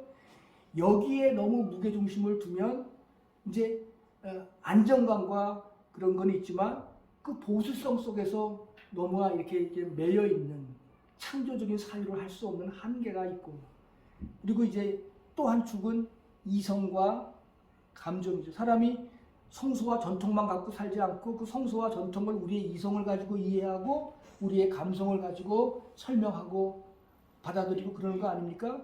그래서 이제 이성과 감성을 가지고 성서를 해석하고 바라보려니까 인간의 창조성이 더 많이 부여되다 보니까 때로는 성서와 전통이 조금 약화되지 않느냐라고 하는 그런 우려를 서로 하게 되는데 제일 좋은 거는 이 네 가지가 함께 조화를 이루는 거죠. 어느 신학교나 이 네 가지를 다 조화롭게 하려고 노력을 하는데 하는 과정에서 성서와 전통 쪽이 더 무게중심이 있어가지고 사람의 창조성을 그냥 억누르고 그냥 이것만 믿어라, 이걸 따르라 이런 구조로 나올 수 있는 확률이 많고 이제 이쪽에서는 창조적으로 사유하고 하다 보니까 너 성서로부터 조금 멀어지는 거 아니야? 뭐 이런 걱정도 들을 수 있지만 저는 그래서 이제 조화로운 게 제일 좋은 거지만 그러나 뭐 어느 쪽을 택해도 저는 그렇게 신학교 안에서 뭐 이쪽만 가르친다거나 뭐나 장로교 신학대나 감리교 신학대학 정도 되면 그냥 그런 경향은 있지만 그러나 그쪽으로 너무 돼서 위험하다 뭐 그런 식의 이야기는 안 해도 되고 제일 좋은 거는 그런 판단 속에서 자기 교파에 속한 교회를 신학을 하는 것이 제일 무난하지 않겠나 그런 생각입니다. 예, 아이가 3일 동안 네 말씀하십시오. 네. 딴 건 아닌데 그 아까 말씀하신 공동체의 이제 사랑과 그런 것에 대해서 많이 예. 얘기해 주셨는데 네. 이제 그 이제 초등학교 학생들에게 좀 설교하다 보면 네. 아직 그런 얘기를 할 때 조금 제 생각은 약간 경쟁 같은 것들 동기부여나 또 비주얼 이렇게 하는 것 같은데 제가 설교할 때 보고 자꾸 제가 애들을 좀 패시브하게 만드는 게 아닌가라는 생각이 들더라고요. 좀 이렇게 아이들 그 독창성이나 어떤 좀 동기부여도 좀 줘야 되는데 너무 이렇게 그 획일화되고 이런 그 설교를 하지 않나라는 생각을 가끔 하거든요. 근데 저는 공동체에 대한 그런 또 역효과가 있는 경우가 있지 않을까라는 좀 우려가 됩니다. 그래서 혹시 이런 거를 좀 이렇게 조화롭게 이렇게 해가야 되는 거 근데 이제 공동체라고 하는 게 이제 획일성하고는 좀 다르고 공동체는 다양성에 좋아하죠. 그렇죠? 저마다 다 서로 각각의 달란트 있는 사람들이 그 달란트를 서로 충분히 발현할 수 있는 계기를 만들어 주는 것이 사실 공동체가 하는 일이지 어느 한 사람의 그 좋은 달란트를 무조건 억압하고 그러는 게 아니가 또 획일적으로 다 뭐 여기에 맞춰서야만 된다 그게 아니라 그 자기가 발언하는 그거를 아까 제 말로 하면 그 풀어내려고 하는 그것들을 이렇게 잘한다고 박수 쳐주는 수용할 수 있는 그런 힘을 가진 게 그 공동체지 그냥 그걸 꺾고 요 기준에 맞춰서 획일적으로 이렇게 사유하고 행동하라 이거는 그야말로 공산사회이고 사회주의지 우리가 말하는 기독교적인 어떤 공동체의 개념하고는 또 다른 것이기 때문에 하여간 충분하게 자기의 능력을 달란트를 발휘할 수 있도록 하면서 그 달란트가 이 공동체에게 어떤 도움과 어떤 역할을 할 수 있겠는가를 이렇게 같이 생각할 수 있는 뭐 말처럼 쉬운 건 아니겠지만 그러나 획일화하고는 공동체하고는 다른 것이니 그러니까 그 아이의 능력과 이런 것들은 얼마든지 키워주고 그러나 우리가 항상 전체 속에 내가 있고 내 속에 전체가 있는 거 아니겠습니까? 근데 그런 전제죠. 내 안에 우주가 있고 또 우주 속에 내가 있고 나와 그게 막 일과 다의 관계거든요. 내 속에 전체가 있고 전체 속에 하나가 있고 이런 관계를 그게 바로 이제 함석권의 CR 사상이죠. 그런 관계 속에서 이 공동체의 어떤 형성이 되지 않겠나 그렇게 생각을 해서 약간 선생님들의 지혜가 그래도 필요한 것 같습니다. 예.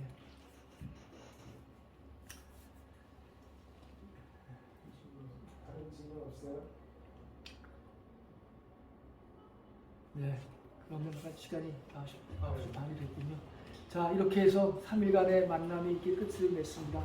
약간 뜻밖의 만남, 그러나 그것은 은총이었다 이런 말로 고백하고 헤어지겠습니다. 고맙습니다.